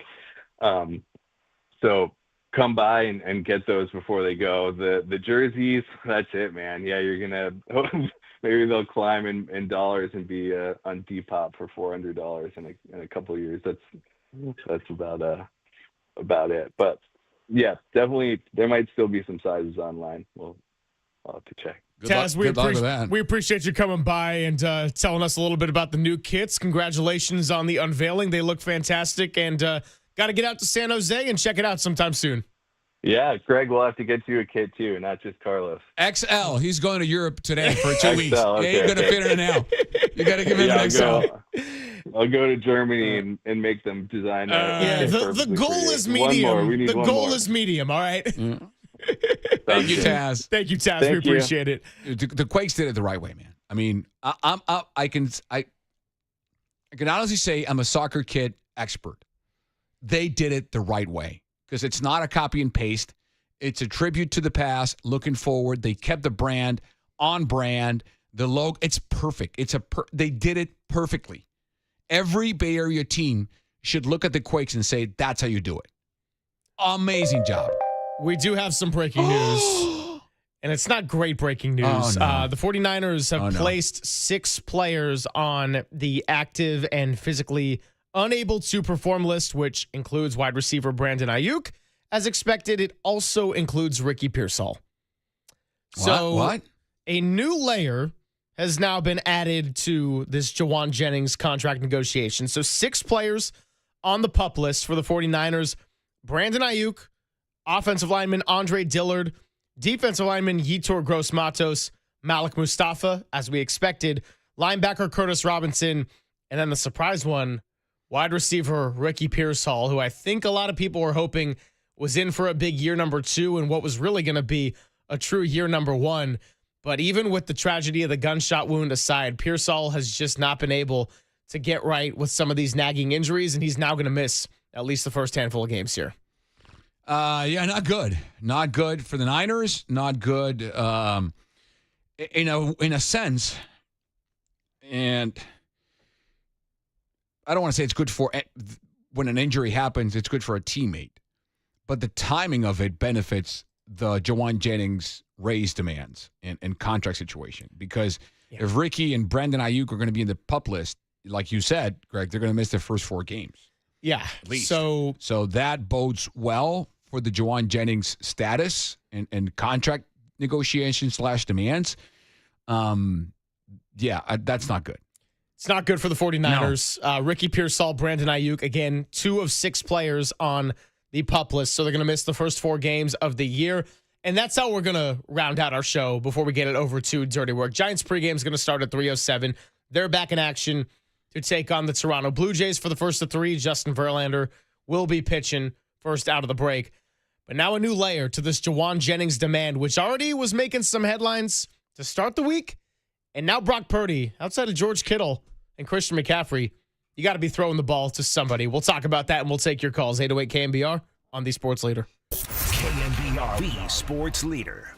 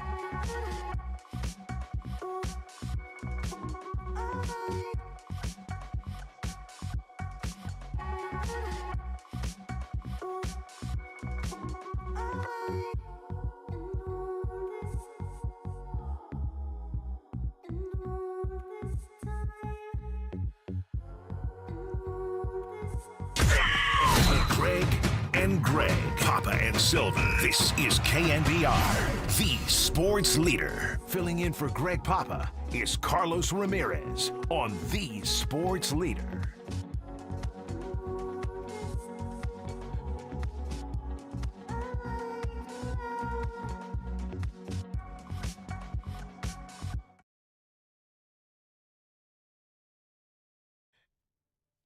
All right, that I was not expecting. Carlos Ramirez, appreciate everything he did in these first 3.5 hours. He had to take off because he's doing some coverage for the A's Guardians series on NBC Sports California. So always big thank you to Carlos and appreciated having him in. We're not doing Walter's whip around, and sadly we can't goof off too much as if you're just joining us, the news about the 49ers, well, they've placed 6 players on the PUP list, and among them, Brandon Ayuk and wide receiver Ricky Pearsall. So if Jawan Jennings in that negotiation wasn't already making some headlines this week, well, now that's another layer where Jawan might have some leverage at the start of the season. George Kittle's there, Christian McCaffrey's there, but you just committed $265 million to your quarterback, and he's got to throw to somebody. So we're not doing the whip around, but we will talk to Walter.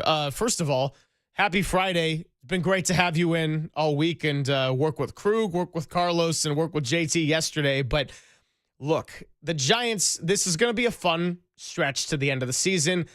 We're going to start getting into Niners real soon. And by the time I'm back from my trip, I mean, hell, you're going down to training camp next week, actually. So I am, yeah. This is not news in what was a no-drama offseason, in what was a nice long reset because they were eliminated before the new year.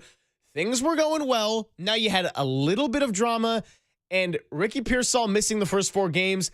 Maybe it doesn't tear up your season, but it's not how you want to start things off.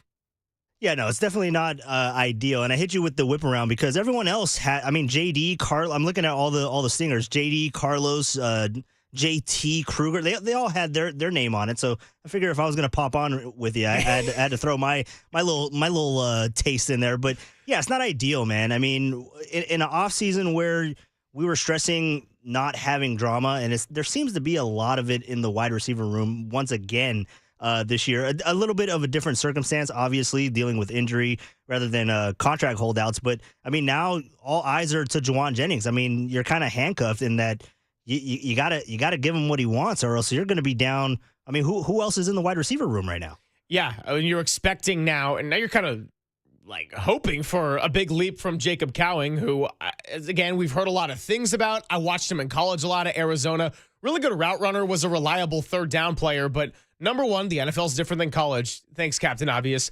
And then number 2 is he still is a fairly small player in a run scheme and an offensive scheme that is predicated on blocking. So Deebo Samuel, Brandon Ayuk, Jawan Jennings, guys that aren't maybe the biggest, have to play an insanely physical brand of football. And then you got other guys like the rookies, so say a Jordan Watkins, for example. Well, again, something I brought up with Krug, rookies in a Kyle Shanahan offense, it takes a second for it to really click. And we know that Kyle Shanahan, with the style of coaching, whether you think he is the greatest coach ever or whether you're on the fire Shanahan trade, he's the type of guy who wants his scheme run a very specific way down to a T. And so that's why with a quarterback, we've always brought up guys like a Brian Hoyer or a Kirk Cousins or like a Brock Purdy. And I'm not talking about how they're all in the same caliber of talent. I'm talking about how Matt Ryan was the best person to ever run a Kyle Shanahan system, probably up until Brock, and they both got to Super Bowls and were on the brink of it, because you have to be having the processing powers of a Brock Purdy, but you also need to read it in a very specific way. And Kyle Shanahan's whole offensive philosophy is we're going to drop the play You're going to do this. It's going to work. This is why it's going to work. You just need to effing do what I say. So for rookies, that's a little tough. Brandon Ayuk kind of struggled a little bit at the beginning. We saw the talent. We saw why he was drafted in the first round, but wasn't just some immediate fit. He was in the doghouse for quite some time with Shanahan. Oh, yeah. He was in the doghouse. Deebo Samuel was a little bit of a different story and was making impacts as a rookie when they went to the Super Bowl. Had a great first quarter in that first Super Bowl against the Chiefs, but very unique kind of skill set. Could use him in a jet sweep sort of fashion. Maybe wasn't asked to have some of the blocking and route running responsibilities that he did later on. Ricky Pearsall, I think we saw a glimpse last December on Monday Night Football that he could be a man beater that the 49ers really didn't have. Jawan Jennings was maybe their best man beater, and he's not a speed guy by any means. And Brandon Ayuk was out. He's going to stay out. It's going to be a while now. All that being said, too, I want to be fair. The flashes Ricky showed at the end of the year were great. That Detroit Lions defense, by the time you got to Thanksgiving and onward, outside of the Sam Darnold game when they looked really good and dominant, they were a mess. And Jaden Daniels had his way on the road in Detroit in the playoffs. So it was a good day for the Niners offense, also against a defense that was really struggling. You're going to go against one of the better defensive young coaches in Seattle in week number 1. Then you go to New Orleans, who I think is a big question mark with Kellen Moore running the show now and whatever that quarterback situation ends up being over there. Then your first game at home, week 3, you go right into the division against Arizona, and that's a challenge in and of itself with Kyler Murray, who found a way to come into Levi's last year, and on the second play from scrimmage was pointing at the end zone at the 40-yard line because he's got that kind of talent where when you got the good version of Kyler Murray, he's going to go. Then you get the inconsistent version of him as well, but the 49ers' young defense will not see a quarterback like that up until week 3. And then on top of that, the offense wasn't some kind of major issue last year, but it was 2 things that stained them really badly. One was something that got mentioned just as much as the Giants in situational hitting, lack of scoring in the red zone. They moved it 20-20 pretty well. And then the second part of it was second half execution, too many turnovers. And I think with Brock Purdy, although he did not have a disastrous year, he was trying to do a little bit too much to where he had some costly second half turnovers where he was forcing it a little bit and not making the simple read and not doing a lot of the basic processing, simple play, execution, dink and dunk. Yes, different weapons, healthier team, etc. Brock Purdy's decision-making had some really bad moments in the second half. So now you need to be able to throw the ball to guys you trust. George Kittle is, of course, going to be one of them. Christian McCaffrey has a lot of use as a receiver if you're able to have him healthy and play a good amount of snaps. And even someone like an Isaac Guerrero, who formerly was a receiver, maybe can help you in the pass game.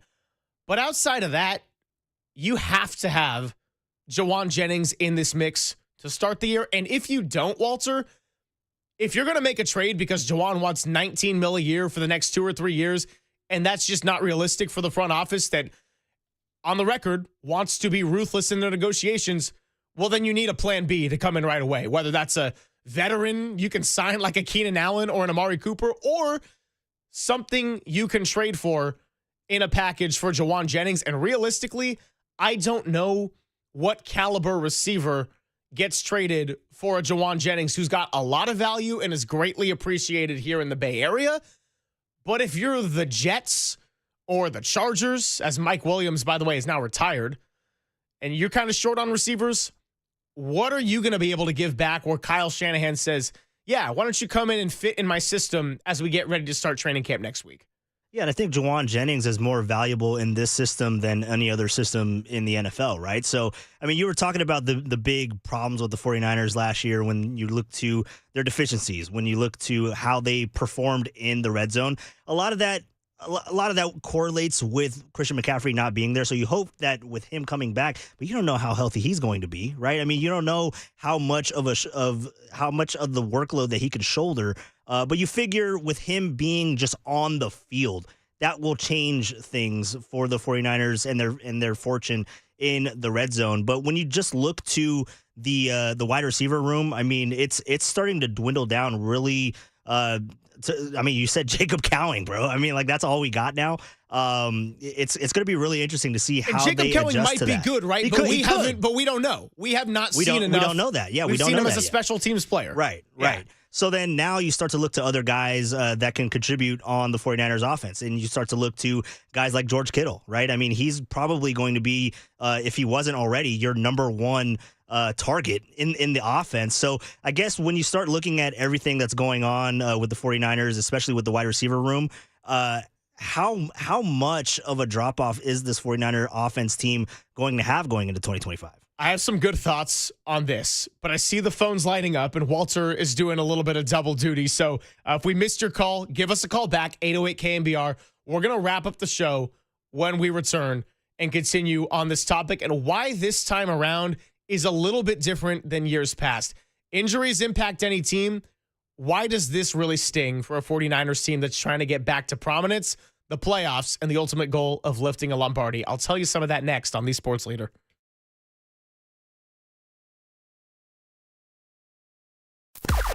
Now, from the O'Donnell Financial Group Sports Desk. Learn more at odfigroup.com. O'Donnell Financial Group, because planning is a process, not a product.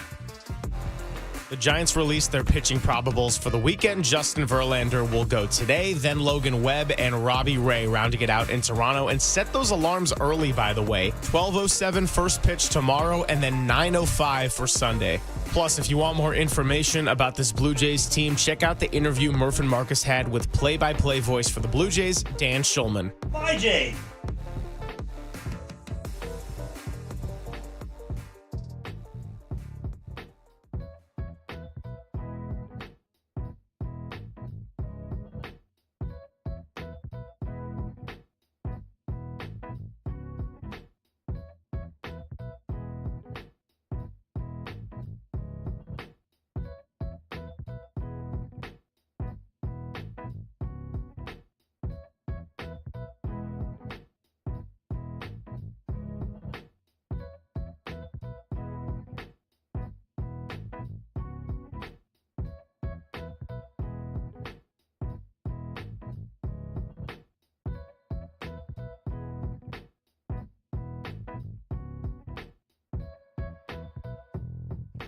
Hey everyone, Greg Silver here. Did you know that many of the attorney ads you've seen or heard aren't based in the Bay Area, some not even in the state of California? Chris Dolan and the Dolan Law Firm have been based here in the Bay for more than 25 years. Award-winning personal injury and employment attorneys fighting for you where you live. So if you've been discriminated against at work, wrongfully terminated, or sexually harassed, your rights matter, and you can go to DolanLawFirm.com to learn more about your rights. Over the past year, Chris and his team unfortunately saw a sharp increase in no-fault injury accidents. And remember, with all the motorcyclists, pedestrians, vehicles, and children around us, please let's be careful and work together to make the Bay Area a safer place. Feel confident that you're in good hands with award-winning California Lawyer of the Year, because the Dolan Law Firm has secured more than $1 billion. That's right, billion with a B, in verdicts and settlements on behalf of their clients. You pay nothing up front. No hourly rates, no upfront fees, and the best part of it all, they don't get paid until you get paid.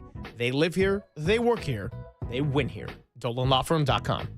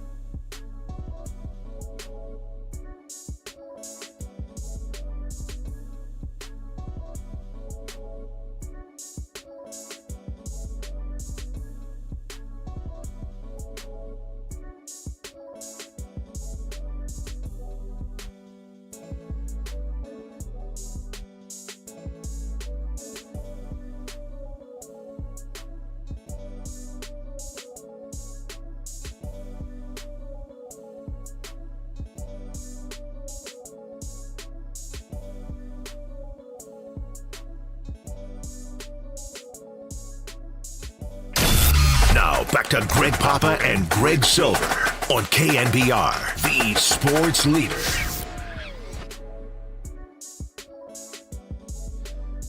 Final segment here, Papa and Silver with Carlos Ramirez. Appreciate Carlos for hanging out today. He had to take off, get some NBC Sports NBC Sports California coverage for the Athletics against the Cleveland Guardians this weekend. NBC Sports Bay Area is where you can check out our crew, and Javi Lopez is going to be on the broadcast over the weekend. So we love Javi on the TV side of things when the Giants travel and Kruk and Kipe are not together. So Giants first pitch 4:07, 3:07 pregame. It's going to be Larry Krueger edition of Dirty Work. What are we going to call it? Giants afternoonly. That was bad. That was really bad. I regret saying that. Anyway, it's been awesome. That?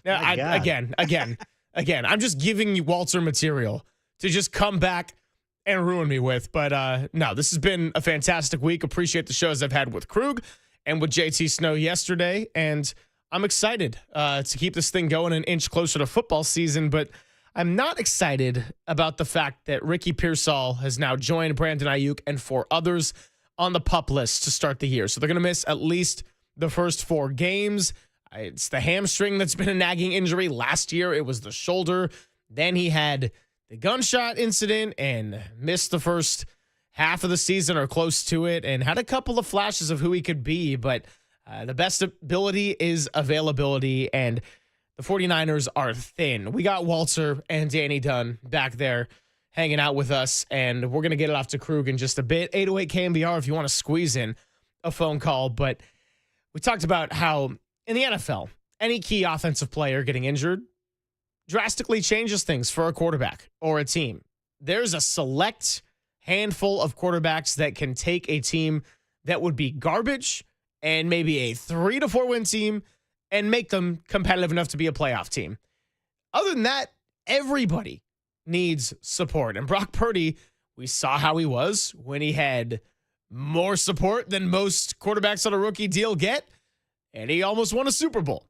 Then we saw how it was last year with injuries and guys regressing, and it was not even close to the same player. And I don't even think he had all that terrible of a year, but it just wasn't the same. So the reason that I am most concerned, Walter, is that the 49ers are simply just very thin.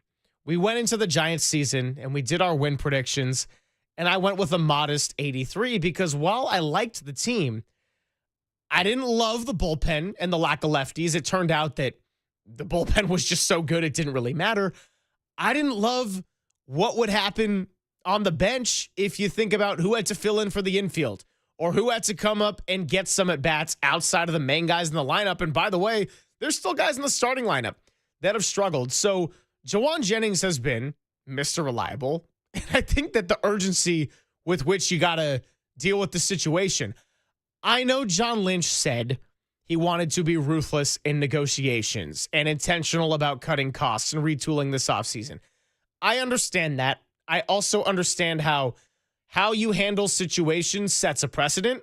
So when Brandon Ayuk and Deebo Samuel and George Kittle had contentious contract negotiations, and Nick Bosa, and they ultimately got paid, why would Jawan Jennings not follow suit here and try to get money?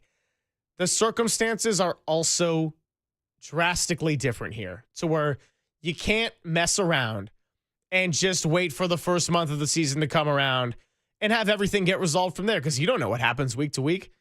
There's new injuries that pop up all the time. Sometimes they're brutal injuries that alter the entirety of a season. So you got to come out and start hot. And I had the Niners starting 2-0. Papa has alluded to the fact that the Niners have had a lot of success when they start with a couple of road games on the year and can stack their home games a little bit more so on the back end. And so Jawan Jennings, if you have to pay him a little bit more than you would have desired, you got to do it. I'm not talking about a ridiculous amount of money, right? There is a fine line, and Krug and I got into this. You're not going to pay him $20 million a year for 2 years. But if, say, you wanted that number to be 11 and he's asking for 14, you might just have to cave a little bit. I do not have the experience or the licensing to be engaging in these contract negotiations. So I don't know exactly how it works in that room and the discussion and what players want and what the agent demand is and how you get around that.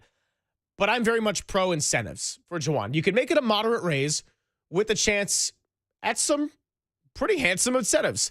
So 1,000 yards is something I mentioned, which he would have gotten to last year without the ejection in the last year. If he gets 1,000 yards, give him a nice healthy bonus. You know why? That's a win-win. It gives Juwan Jennings something to play for.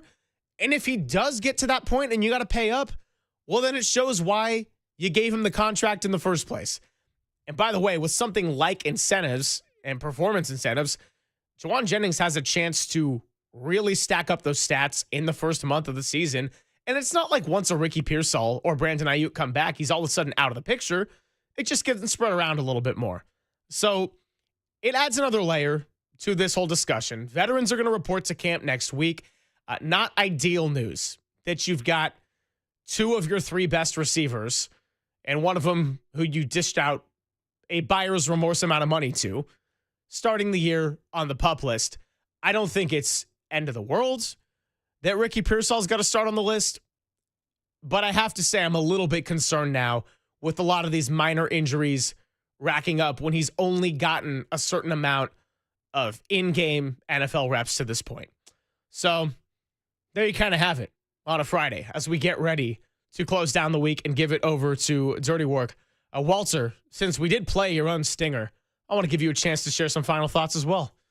I mean, no, it's been fun, having this kind of carousel of guests. We had Krug, we had JT yesterday. That was a lot of fun. And then we had Carlos today. And then you're going to be going to Wembley, man. You're excited about that, right?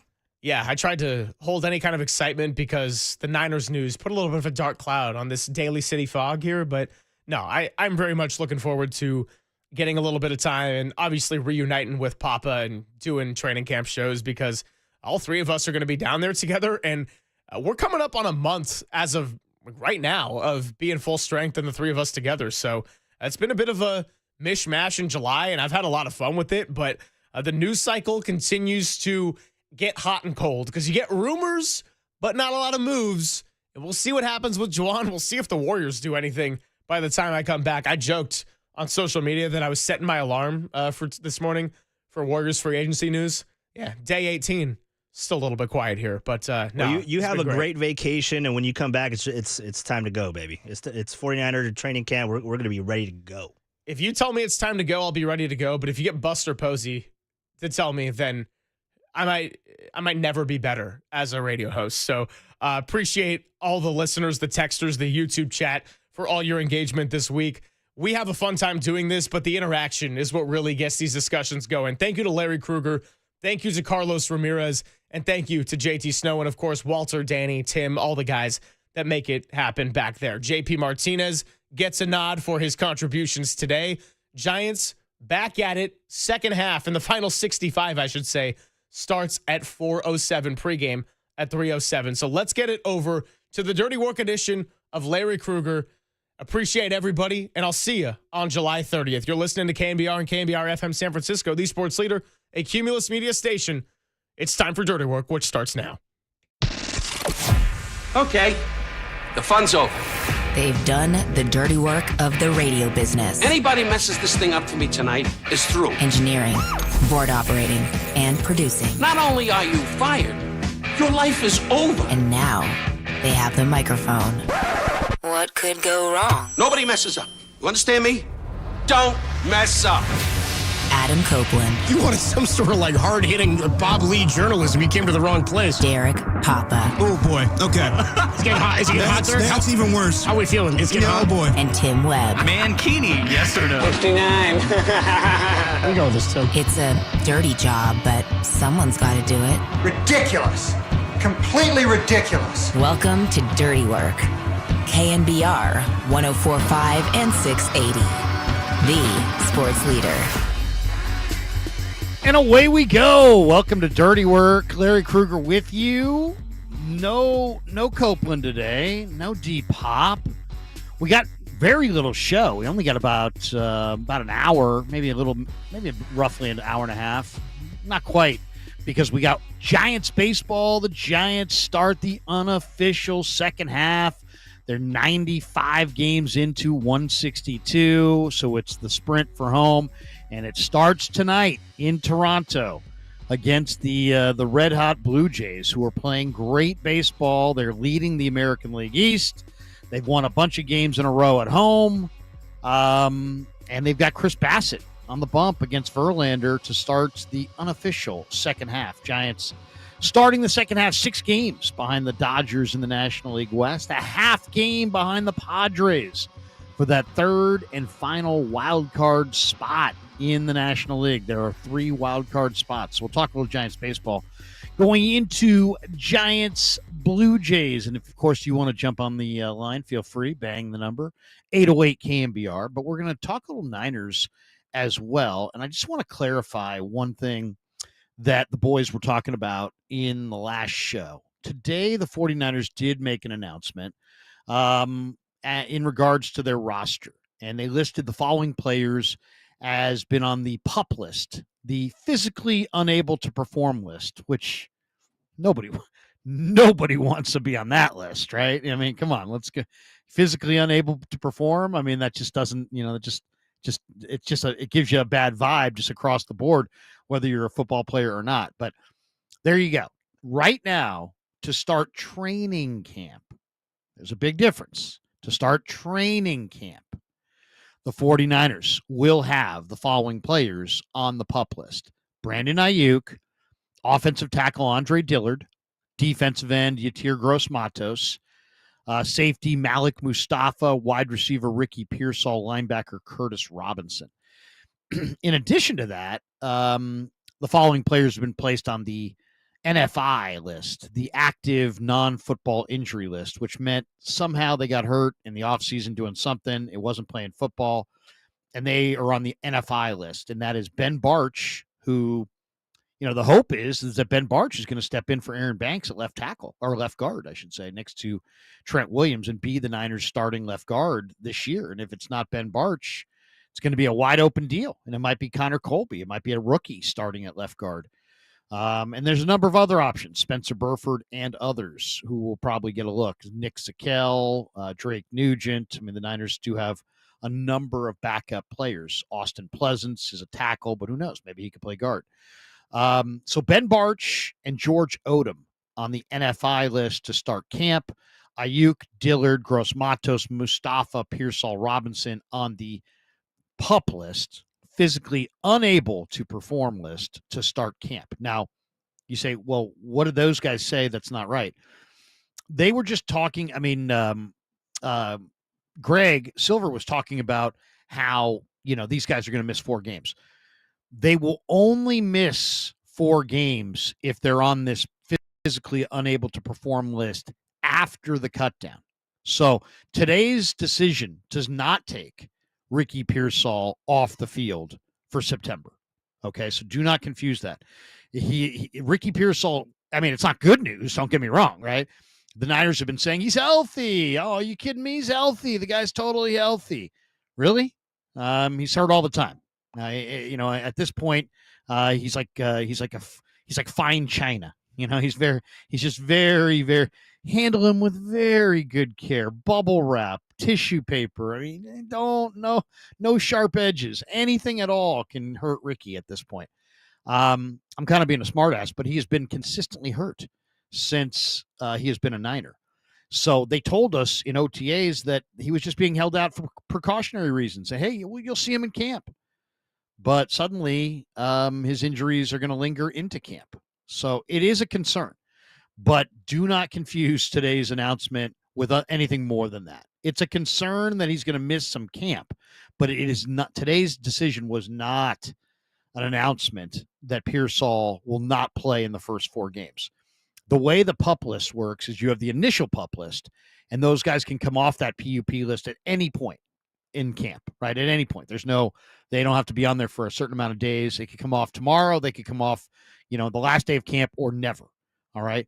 But then the Niners will pair their roster from whatever they are at camp, 90-man camp roster, to 53 men right before Labor Day, right before the start of the regular season. At that point, if you put guys on the physically unable to perform list at that point, at the cutdown, then they must miss a minimum of 4 football games.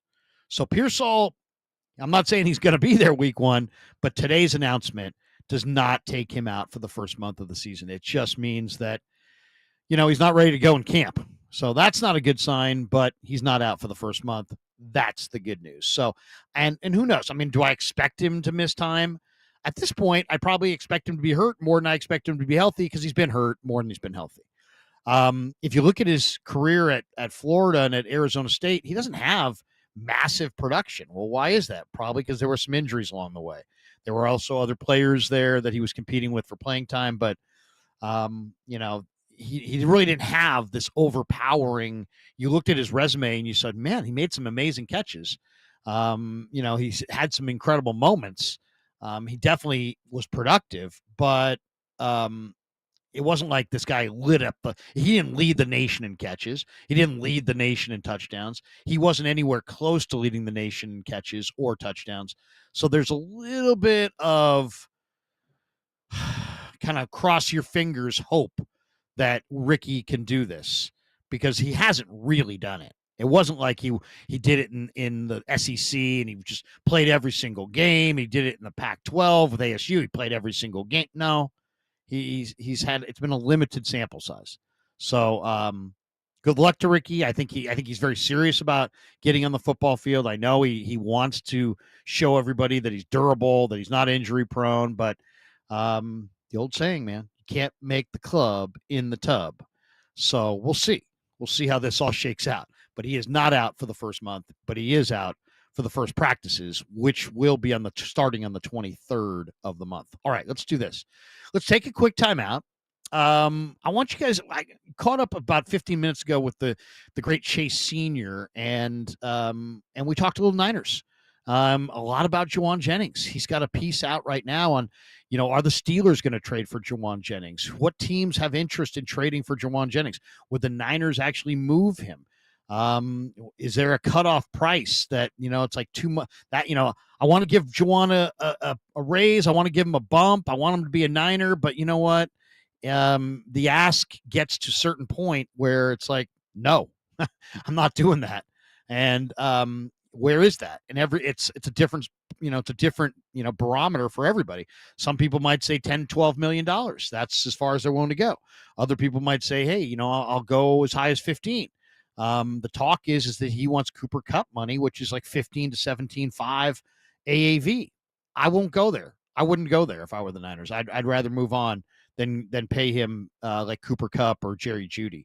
To me, if there's a match in this thing, it's Darius Slayton.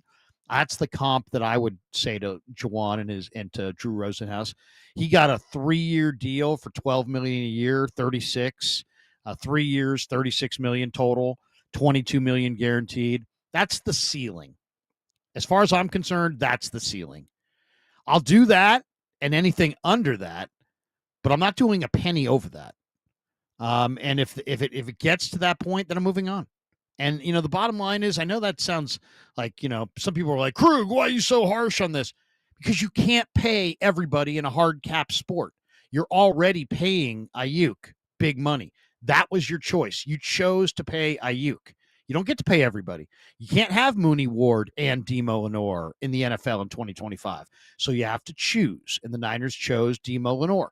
You can't have Ayuk and Debo and JJ all extended. So you got to choose. And the Niners chose Ayuk.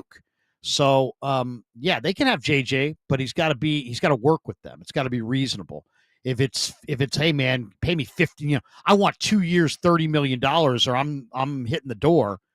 Hey, bro, hit the door. We'll see if we can send you somewhere that's palatable for you and that will be good for you. But, it's a hard cap sport. The dollars that you spend on the receiver are dollars you can't spend on the edge rusher. The dollars you spend on the edge rusher are dollars you can't spend on the quarterback. The dollar you spend on the running back is a dollar you can't spend on the safety. I mean, it's not that complicated. And he's got a contract for this year. And if I'm John Lynch, if I'm Parag Marathe, and Drew Rosenhaus says, hey man, I want 2 years, 3 years. Do you want? No. I just signed you to a 2-year deal. We're not even through that deal, and you're already renegotiating. Why would I ever sign you to a multi-year deal again? Because you've already told me if you have a good year and you outperform your contract, you're coming back next year. So I'm tying myself to you, but you're not tying yourself to me. I don't want to do that. So that's kind of where I'm at. And if you want to chime in, I know there's a lot of hardcore Niner fans who are like, sign him no matter what. He's our guy. I get it. But, it would play better. It's anybody could agree with sign this guy, sign that guy. But if it comes with sign this guy and don't sign this guy, this guy, this guy, and this guy, now we can have a debate, right? So if it's just should we sign JJ? Yeah, sign everybody. Everybody wants to be signed. They're all good players. And JJ's a leader. He's tough. He's a winner. But you can't pay everybody, and you got to have a budget. We all understand the needs to live within budgetary constraints. Not everybody here is a multi-billionaire. So we all can, that message of living within a budget is one that resonates with the audience. But as football fans, we want to keep all the good players, and JJ's a good player. But there are limits, and to me, there's a cutoff.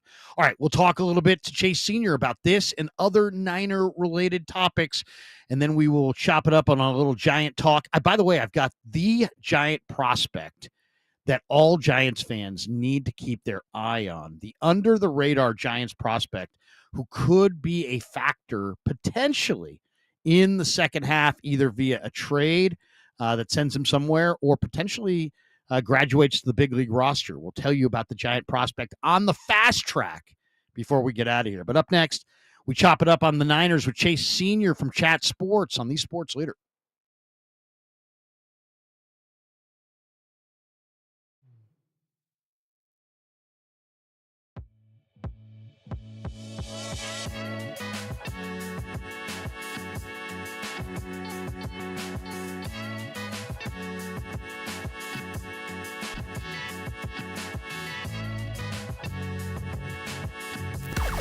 Now, from the O'Donnell Financial Group Sports Desk. Learn more at odfigroup.com. O'Donnell Financial Group, because planning is a process, not a product.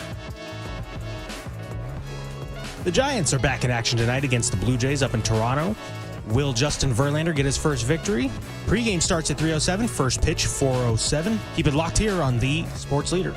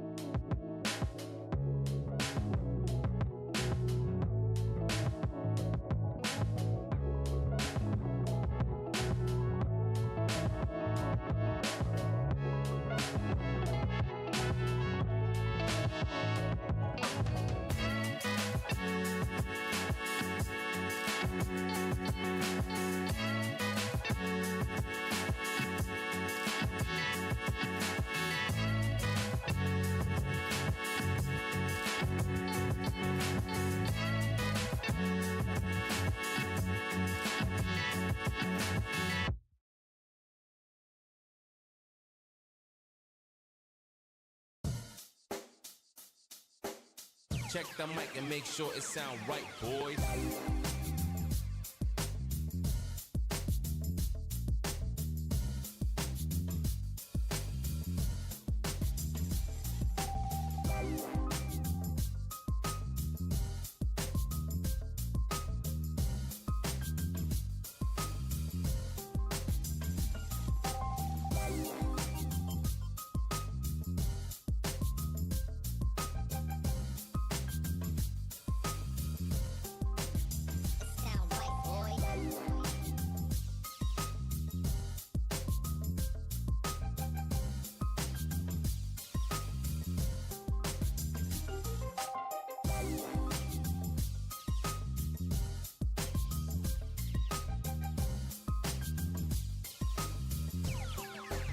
It sound right, boys.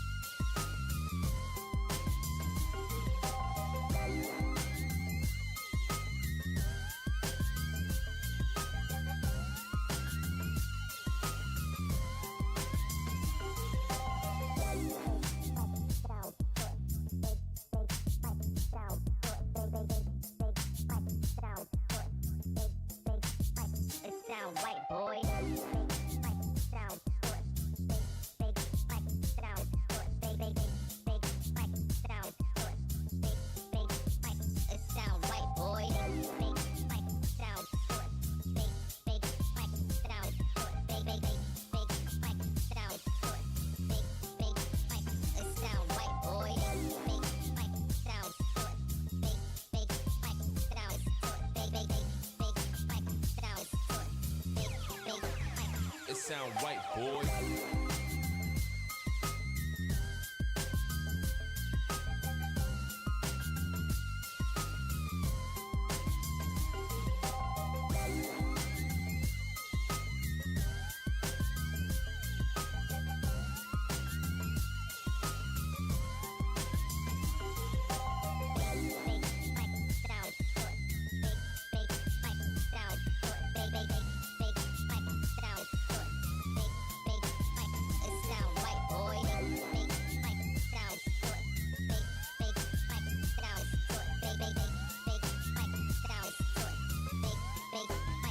Sound right. And now it's time for the Protect Your Assets Business and Technology Report with me, David Hollander.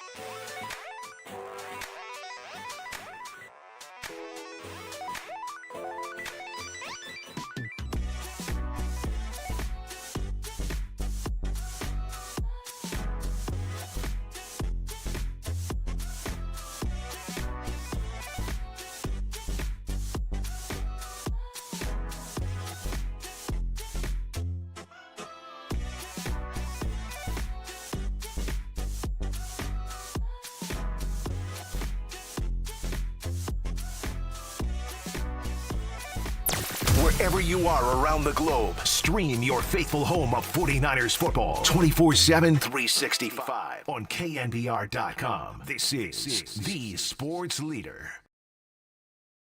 All right, with 49er training camp underway, joining us on the Sports Leader today on the UMA guest line is Chase Sr., who does an incredible job covering the Niners for Chat Sports, and he's a great follow on X as well, and he's with us on the UMA guest line to chop it all up and talk a little Niners. Hey, Chase, what's going on? Larry, what's going on? Thanks for having me. Anytime I'm on KNBR, the Sports Leader, it's an absolute honor, and it's always great talking some Niners football, especially with training camp underway, and next week, practice is in session. I cannot wait. Well, you have put out a lot of content. Tell people right now, like, what's out there right now. If they go to Chat Sports, if they're checking you out on YouTube, I know you worked on a couple videos today. What's the latest?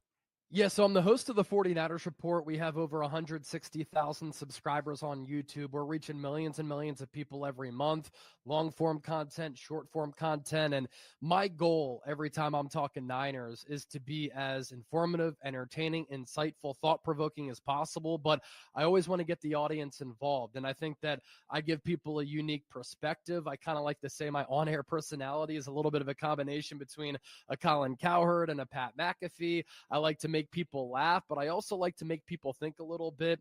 And I think you and I have gotten along over time talking Niners on the Krug Show because we see the game in a way where we're able to relay our thoughts, our opinions, and our analysis in a way that the viewers really like. And it just comes down to our football knowledge as well. And so on the 49ers Report right now, Today, for instance, I talked about the latest around Juwan Jennings, looking at some trade destinations for him, why a trade to the Steelers from the Steelers' perspective could make sense, why a trade to the Raiders from the Raiders' standpoint could make sense. But I also made the argument why it's an easy decision for San Francisco to pay Juwan Jennings now, especially if it's in that neighborhood of $11 to $15 million, considering the player who he is, the importance that he's played on this Niners team, how clutch he's been, the rapport that he's had with Brock Purdy, the great player developmental story that he's been for San Francisco. And I think that his game is going to continue to age well. Good size. He's never been fast, but he's a really shifty, decisive route runner who uses his body and his body control to kind of box out DBs to throw, to open up throwing lanes for Brock Purdy. And so I talked about that. And then I also discussed 5 Niners with the most to prove and the most pressure on them going into 2025. So check that video out as well. I want to ask you about that, but let's hit on JJ first. He's scheduled to make $7.5 million this year. He's got a contract. And yet 8 days before camp opened, his agent, the veteran, Drew Rosenhaus, who's done this for a lot of years, said, hey, JJ either wants a contract extension or he wants to be traded, and he wants it all done before the 22nd when the veterans report. So do the Niners trade him? Do they extend him short term? Do they extend him long term? And then the question is, what does he want, right? What does he want? And the rumor that I heard, and I don't know if it's accurate, but this is what I heard, that he wants Cooper Kupp, Jerry Jeudy money. That's $15 million to $17.5 AAV. That's more than double what he's due to make this year. So if that is indeed the case, because I think if you can come to an agreement where you give him a little bit more money, and you love him, he loves you, you drafted him, the Niners are the only organization he's ever known. I don't really think he wants out. I just think he wants a few more bucks. But let's just say that is it, because we don't really know the particulars. But let's just say JJ and Rosenhaus came to the Niners and said, hey, Lynch, we want $15 to $17.5 per on a multi-year deal, and we ain't taking less. Do you trade him, or do you pay him what he wants? I think that's too much. And for Juwan Jennings to put him in the same conversation as a Jerry Jeudy or a Cooper Kupp is unrealistic. We're talking about a player here who's been extremely valuable to San Francisco, who last year had a career year with 975 receiving yards. And if he didn't get kicked out of that regular season finale against the Cardinals because he was too physical as a run blocker, he would have been over 1,000 yards receiving. But context is always important, right? And while he had a career year last year, nearly surpassed 1,000 yards, that was the only productive season of his career. And he did it on an offense that was the second most injured offense in the National Football League. He is not a number one. I think he's a very good number 2 and an excellent upper echelon number 3, but he shouldn't be in the market for Cooper Kupp, Jerry Jeudy money. And I get where Jennings is coming from. He's a former 7th-round pick. He wasn't even on the 53 coming out of Tennessee his rookie year in 2020. Every year that he's been in the NFL, he's progressed, he's improved, he's gotten better. And it's not like he's made a lot of money in his career. And last year, he was underpaid by the Niners. He also looks at the wide receiver market absolutely exploding, with wide receivers routinely getting 25 plus, 30 plus, 40 plus $1 million per year. And he knows that the Niners are feeling a little bit of pressure because of the uncertainty and the question marks at the wide receiver position, with Brandon Ayuk coming off the knee injury. Ricky Pearsall's had 2 hamstring issues in 2 years and the shoulder injury. And while he flashed last year, he's an unknown commodity. We're not sure if Demarcus Robinson is going to get suspended because of the DUI arrest. We have no idea who Jacob Cowing is as a player. And while Jordan Watkins impressed during the spring, he's a rookie, and Kyle Shanahan has been notoriously hard on wide receivers. But at some point, the Niners have to say, look, all of your points are valid, but you have one good year of production. We'll give you 11 to 15 million. If you want more than that, that's fine. But you have to prove in 2025 that you're worthy of a deal like that. do it again like you did in 2024. And if you do that, it'll pay off for you. And when you hit free agency next offseason, that's when you can cash in. But it's not going to be by us right now. We'll give you 11 to 15, but that's a sticking point in negotiations. Yeah, what happened to the old, hey, I'm going to gamble on myself? Yep. You know, if JJ really wants to get that big payday, gamble on yourself. Have a big year. There's no Ayuk. There's no Debo. Pearsall's not established. Cowing and Watkins aren't established. You're the guy. You're going to get the ball. You're going to get, the ball a lot, you would think, on paper. And if you have a big year and you ball out, yeah, you're staring at 3 years, $45 million potentially from somebody. I guess I would counter if the Cooper Kupp Jerry Jeudy ask is accurate, and that he wants, hey, man, pay me $15 to $17.5. I want to be in the Cooper Kupp Jerry Jeudy neighborhood. I would push back if I was Parag and Lynch and say, hey, look, I don't think you're Cooper Kupp. I don't think you're Jerry Jeudy. But how about Darius Slayton money? Darius Slayton signed with the New York Giants. He signed a 3-year, $36 million deal. That's $12 million a year, $22 million guaranteed at signing. You want that? Let's do that. You know what? Let's sign you up, and we'll make it. We won't rip up 7.5 this year. You'll still make your 7.5 this year, but we'll make it the balance of the deal so it's a 3-year, $36 million deal, and the AAV is $12 million per year. If he's willing to do that, that's as far as I would go as the 49ers. If it's no, that's still not enough, then I'm trading him.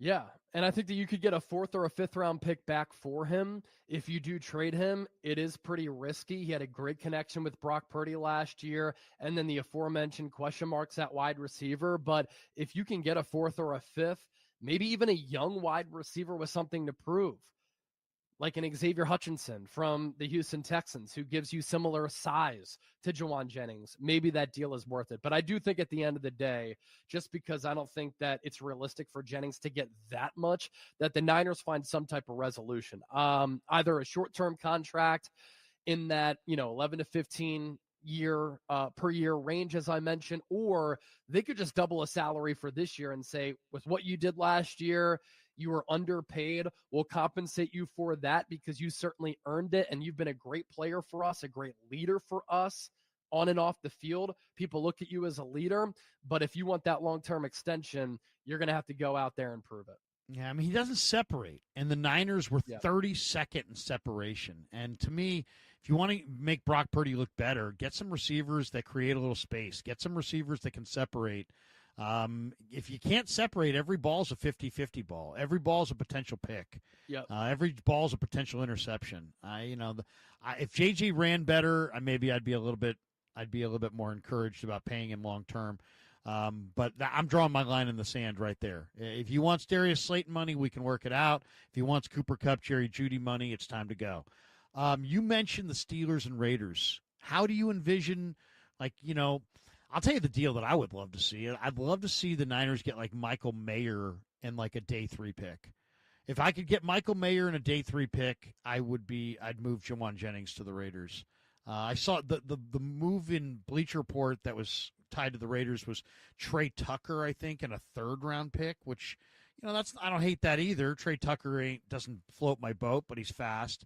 He's a replacement receiver, and that 3rd round pick is plenty. How do you see trades between the Niners and Steelers and Niners and Raiders? Yeah, by the way, with those separation numbers that you brought up, I just want to pass along some interesting numbers to your audience. Purdy had to force the ball into coverage more often last year. Despite that, he completed 2% more passes than expected, 9th in the NFL, nearly identical to his 2023 mark of plus 2.5. And last year, despite having the 2nd most injured offense around him, he was number 3 in yards per attempt, number 4 in success rate, and number 5 in EPA per attempt. That's pretty damn good for Brock Purdy. He also was number 1 best completion rate on passes of 10-plus yards downfield, even with players not being able to separate. So interesting stuff there for the audience. As far as Raiders and Steelers, so the Steelers have clearly gone all in. Their transactions speak for themselves. Aaron Rodgers, Jalen Ramsey, Jonnu Smith. They also traded for DK Metcalf, but they traded away George Pickens. And so all of their moves have pointed to them going all in for 2025. They also just made TJ Watt the highest paid non-quarterback in the history of the NFL. They clearly think as an organization that they can compete at a championship level this year. They don't have that long-term option at quarterback, obviously, because Aaron Rodgers is entering the final year, according to him. And so their number 2 wideout is in a precarious spot right now. Either Calvin Austin, who is like 5'9" on a good day, or Roman Wilson, who they took in the 3rd round last year out of Michigan, who barely played as a rookie. I think he's more of a slot guy. And so Jawan Jennings to Pittsburgh would make a lot of sense with how they play, physical.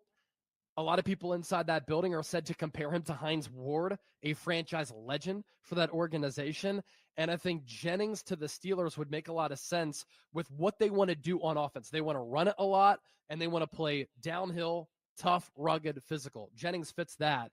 And then for the Raiders, all of their moves have pointed to them thinking that they can win soon and at the very least compete right away. Like, you don't hire Pete Carroll in his 70s for a rebuilding process that's going to take 5 years. You don't trade for Geno Smith if you don't think that you can be competitive soon. You don't draft a running back inside the top 10 if you don't think that you can find success somewhat early on. They also paid Max Crosby $35+ million per year. Their number 1 is Jacoby Myers. Jawan Jennings, I think, would fit really well there. And with Las Vegas being a little bit desperate in need of a wide receiver, maybe you could convince them, if you can't get things worked out with Jennings and he's very firm on wanting to get dealt, for the Raiders to give you better compensation than what you get from other teams because of that desperation level. I'll tell you another team that I think makes a lot of sense for Jennings if you're going to cross the bridge of, okay, we can't satisfy him on a contract. Let's move him to somebody who can. And the Niners obviously have the cap room to do it, but if they opt not to, I think the Jets make a lot of sense. The Jets, the Jets have obviously Justin Fields. They're going to kind of define themselves this year as a running football team. I think you're going to see a lot more of Breece Hall, Braylon Allen, Isaiah Davis. They drafted Donovan Edwards. They're gonna try to run the ball. They got Armand Membu at right tackle. They've got Fashanu at left tackle, and they just signed Garrett Wilson to an extension. I think, if Robert Saleh was just there, so there might be some defensive players still on that side of the ball that he might like that, could be thrown into the mix in a potential trade. But I'll tell you this, I'm looking at the Jets. I'd take Malachi Corley and take a shot that he could be a Debo-like figure in this 49er offense. He's a young receiver in year 2. I'd take a Malachi Corley in a day 3 pick. I'm not looking to break the bank for Jennings. Just give me a replacement receiver that, I can utilize, that can add to my core, and maybe some draft pick in 2026, and I'm willing to make a deal. I think, I don't know. The Niners sound like they really are adamant about getting him signed. So obviously they feel like there's a path there to getting him signed. But if he really wants big money, I would move him. And to me, the Jets, because Juwan is such a good blocker in the run game, and they're such, they have such an emphasis this year on running the ball, I think he'd be the perfect fit for them. And they probably have a couple pieces that would satisfy the Niners. Yeah. Well, what do you think? No, I looked at the Jets too. They gave Garrett Wilson that big pay raise on that contract extension. They paid Sauce Gardner, but their wide receiver room, like the Raiders and the Steelers, you're sensing a consistent theme here, is not good. And he could be an excellent number 2 alongside Garrett Wilson. Now, I'm not a big believer in Justin Fields. He has not been an accurate passer in his NFL career. He can't really throw, see, or process over the middle. But the Jets are going to be a heavy running attack. They haven't extended Breece Hall yet, so they could just decide to run him into the ground, running some RPO with Fields could work out well. And with Jennings being one of the top blocking wide receivers in the game, he'd be a fit there. And I think that he'd be a good cultural figure for Aaron Glenn, who's trying to build a new culture with that new regime in New York. Yeah, that's a good call. Chase Sr. with us on the UMA guest line as we chop it up on the Niners. Rookies reported on the 15th. The vets report on the 22nd.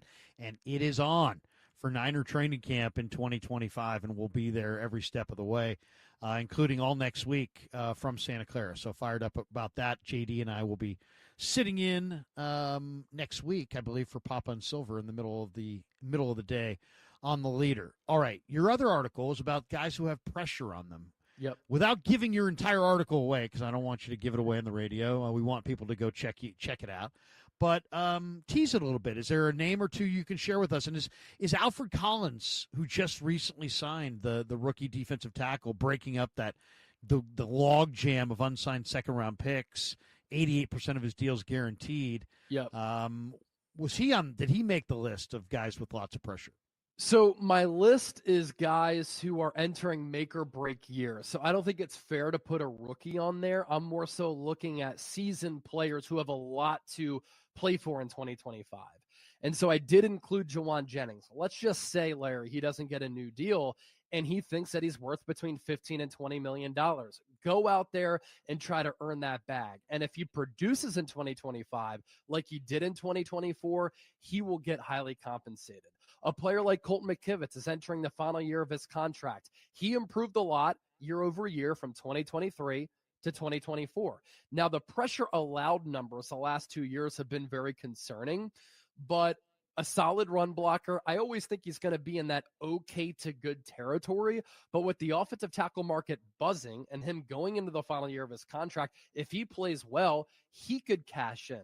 A player like D. Winters has an opportunity to not only lock down a starting job, but solidify himself as a legitimate linebacker in this league. He had an 80 coverage grade, according to Pro Football Focus last year. That was 6th among 189 linebackers. Obviously a small sample size, but with his play style, playing with fire, speed, and physicality, and some potential in coverage, he could become a very important player for the Niners this year. Jason Pinnock has a lot of skills at safety. He could start because of that Malik Mustafa knee injury. And if you were to glance at his sack, quarterback hit, and TFL numbers, he plays very well downhill. What did the Niners do with Talanoa Hufanga? They hit him in coverage, played him around the line, and he was always around the ball. I think Pinnock could be that type of guy. He told Matt Mayoko a couple of weeks ago he wants to be an all-pro and a starter this year. Well, you can revive your career after playing for so many defensive coordinators in recent years with the New York Giants. And then a player like Yetur Gross-Matos, right? He was the 6th pick in the second round in 2020. 6'5", 266 pounds, 82 and a quarter inch wingspan. But all he's been so far is potential. He can play a really big role as a backup edge. And if he doesn't, he's just going to flame out in his career. So that's a player with a lot of pressure on him as well. Yeah, very interesting group of guys.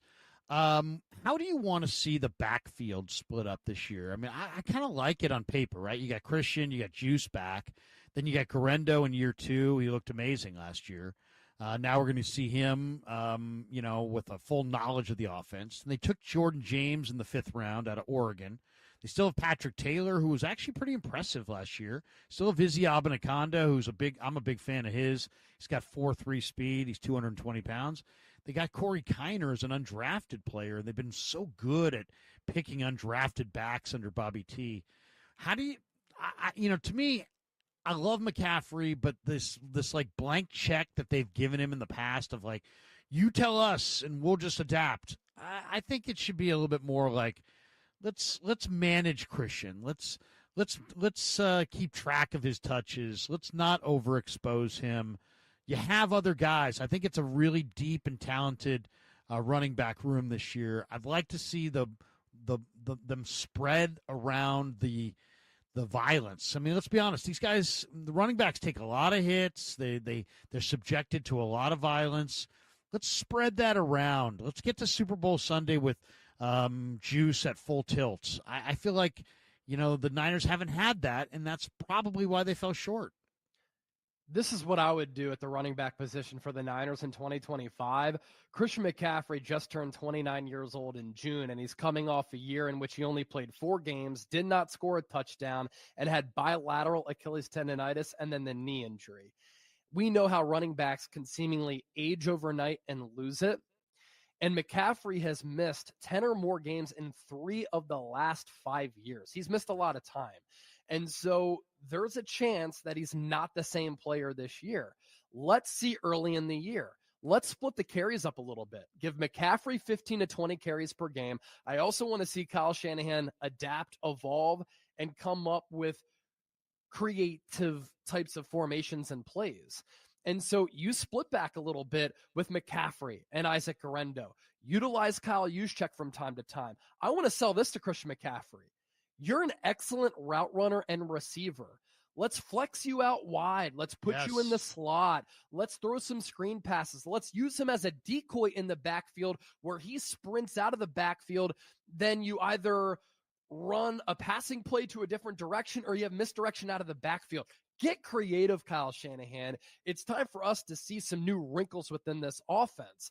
And then speaking of McCaffrey's workload, Isaac Guerendo is such a unique and dynamic player. At 220 pounds, he's a 4.3 guy with physicality, with the ability to catch the ball out of the backfield on screen passes. Kyle Shanahan doesn't throw enough screen passes. Guerendo is capable there, but he's a home run threat every time he gets his hands on the ball. And so I want to see him getting at least 10 carries per game. 10 to 15 is probably the range. And then if you need to spell a Guerendo or Christian McCaffrey, that's when you implement the rookie 5th-round pick Jordan James, who has really good contact balance, who did not have a fumble at all throughout his entire college career in Oregon. He can pick up yards after contact. That's an area where the Niners really struggled last year. And so I think that you can really survive by giving carries to those 3 backs. Kyle Juszczyk is your fullback. And if you want to carry another running back, it can be Patrick Taylor. But to me, he's really just a special teams player. Last one. Appreciate your time. Chase Sr. with us from Chat Sports, covers the Niners, does a great job. He's with us on the UMA guest line. I was talking to a scouting buddy of mine this week, and I'll let him remain nameless to protect his anonymity because he does work for a pro team. He's like, Krug, you don't use my name on the radio, do you? I'm like, no, I don't use your name. But I asked him, I said, hey, this is one of my buddies that really thinks outside the box. Like, he's not going with the flow. He's an independent thinker. He's been scouting for 25 years, and he's been with the team he's been with for the last 10 or 12 years. So he's absolutely safely ensconced in the scouting community.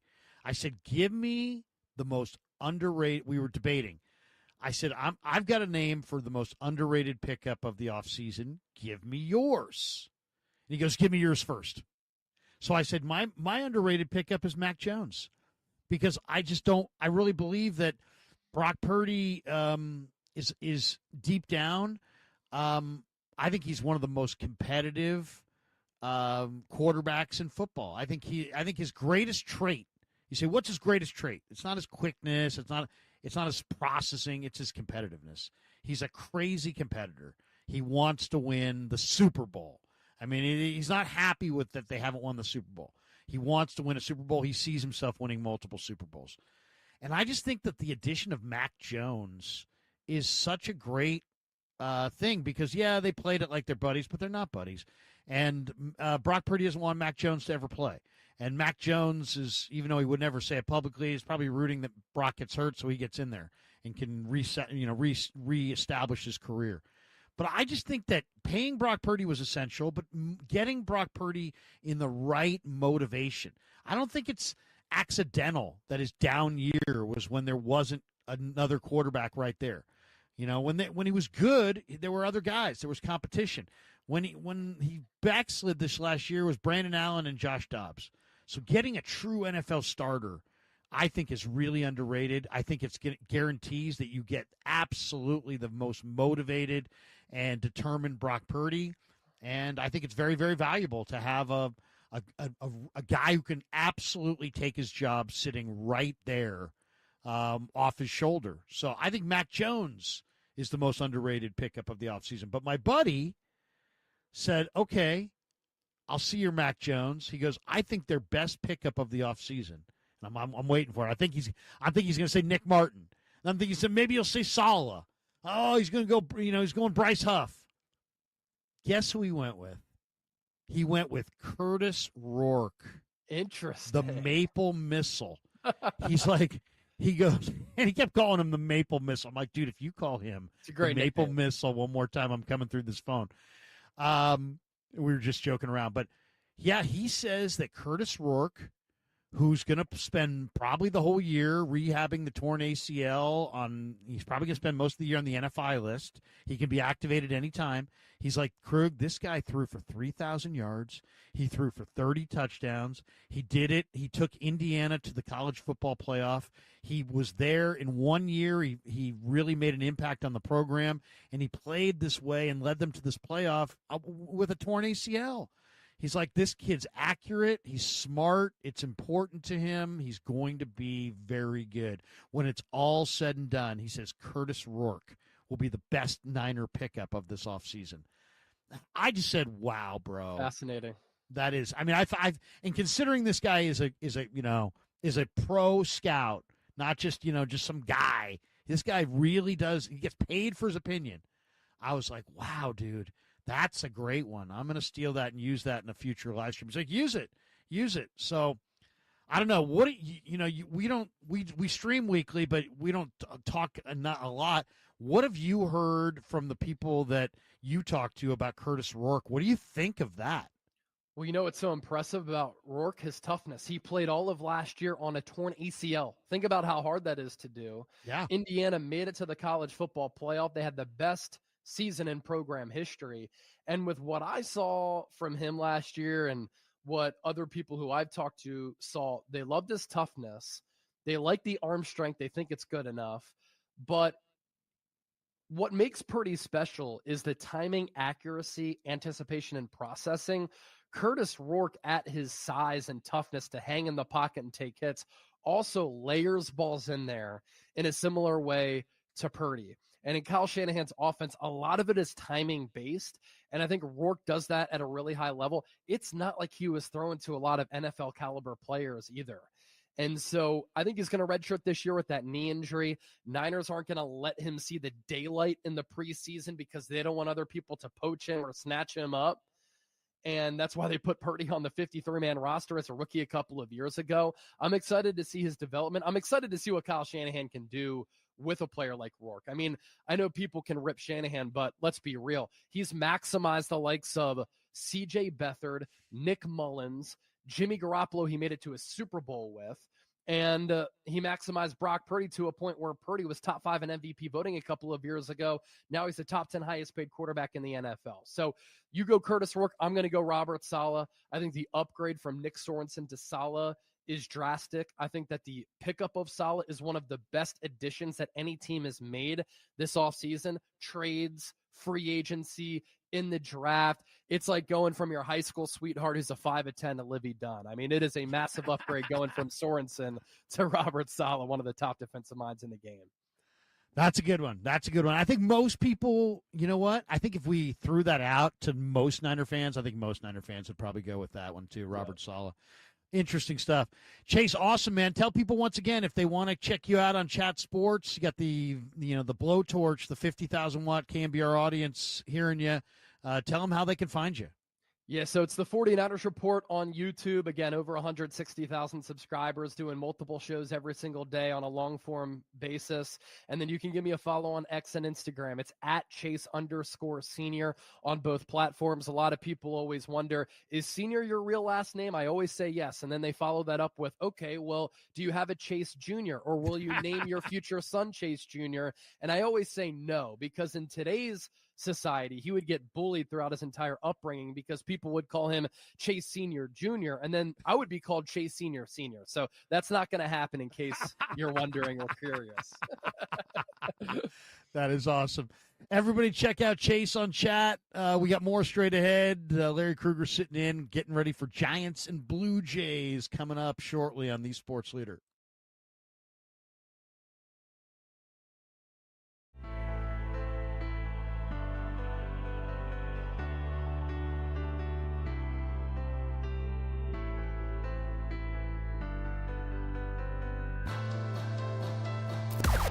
Now, from the O'Donnell Financial Group Sports Desk. Learn more at odfigroup.com. O'Donnell Financial Group, because planning is a process, not a product. The Giants are back in action tonight against the Blue Jays up in Toronto. Will Justin Verlander get his first victory?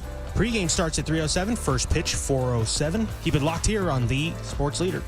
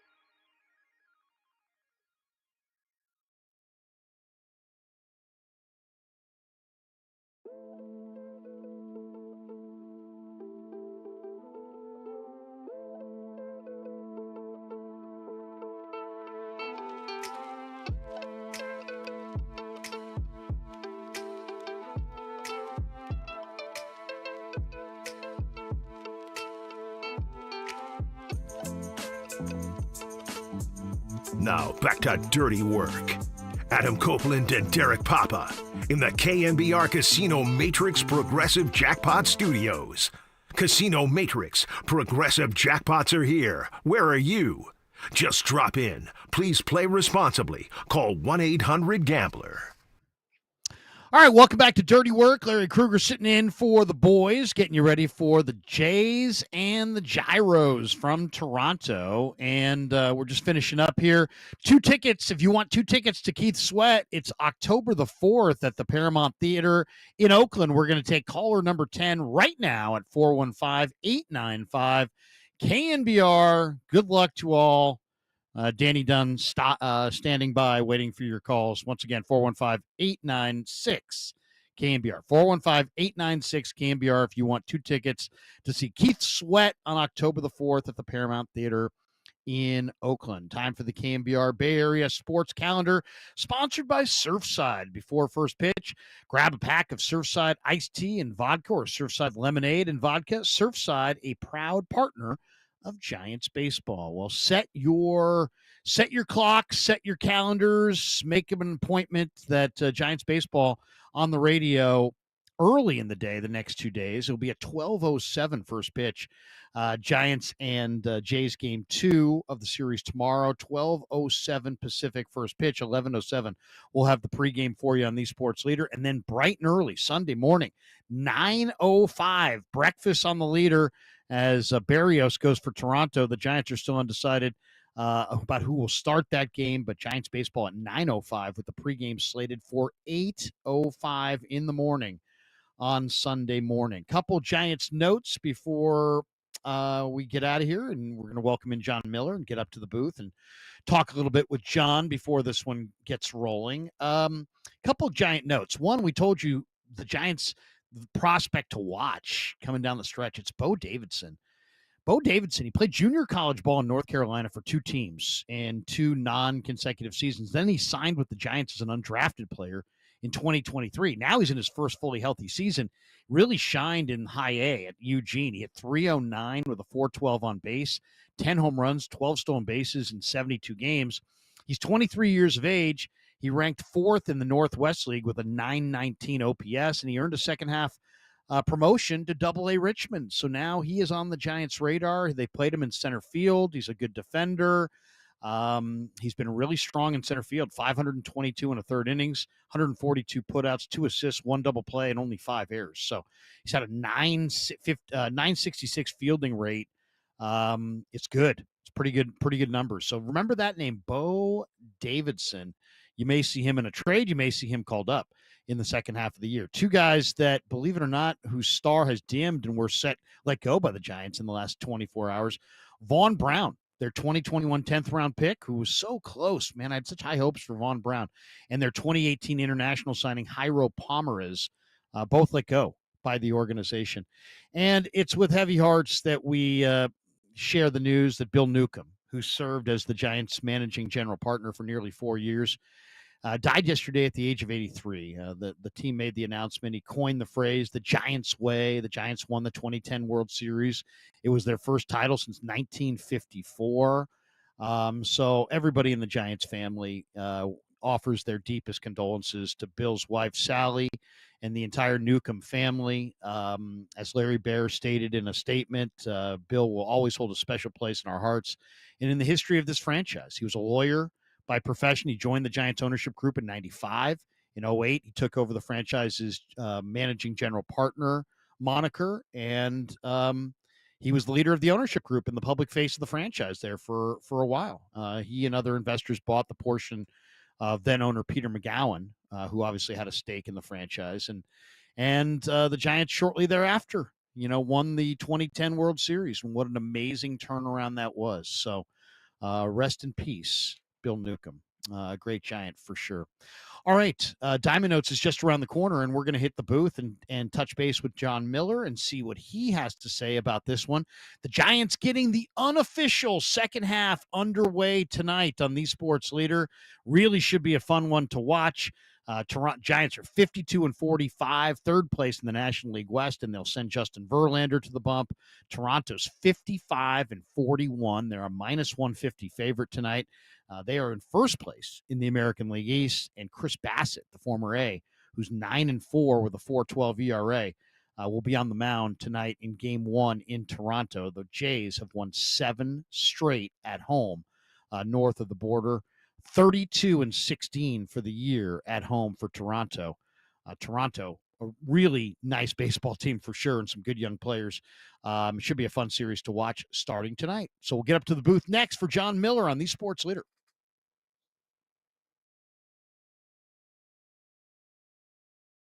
Veterans, plan ahead to ensure your loved ones are protected at the end of your life. Include a copy of your discharge papers with your will. Apply for VA life insurance. Write your healthcare decisions in a living will. Review survivor's benefits.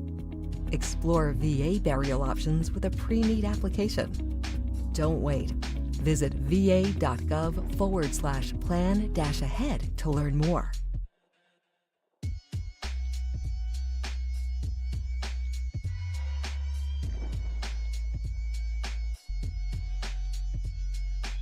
Do you know a veteran in need?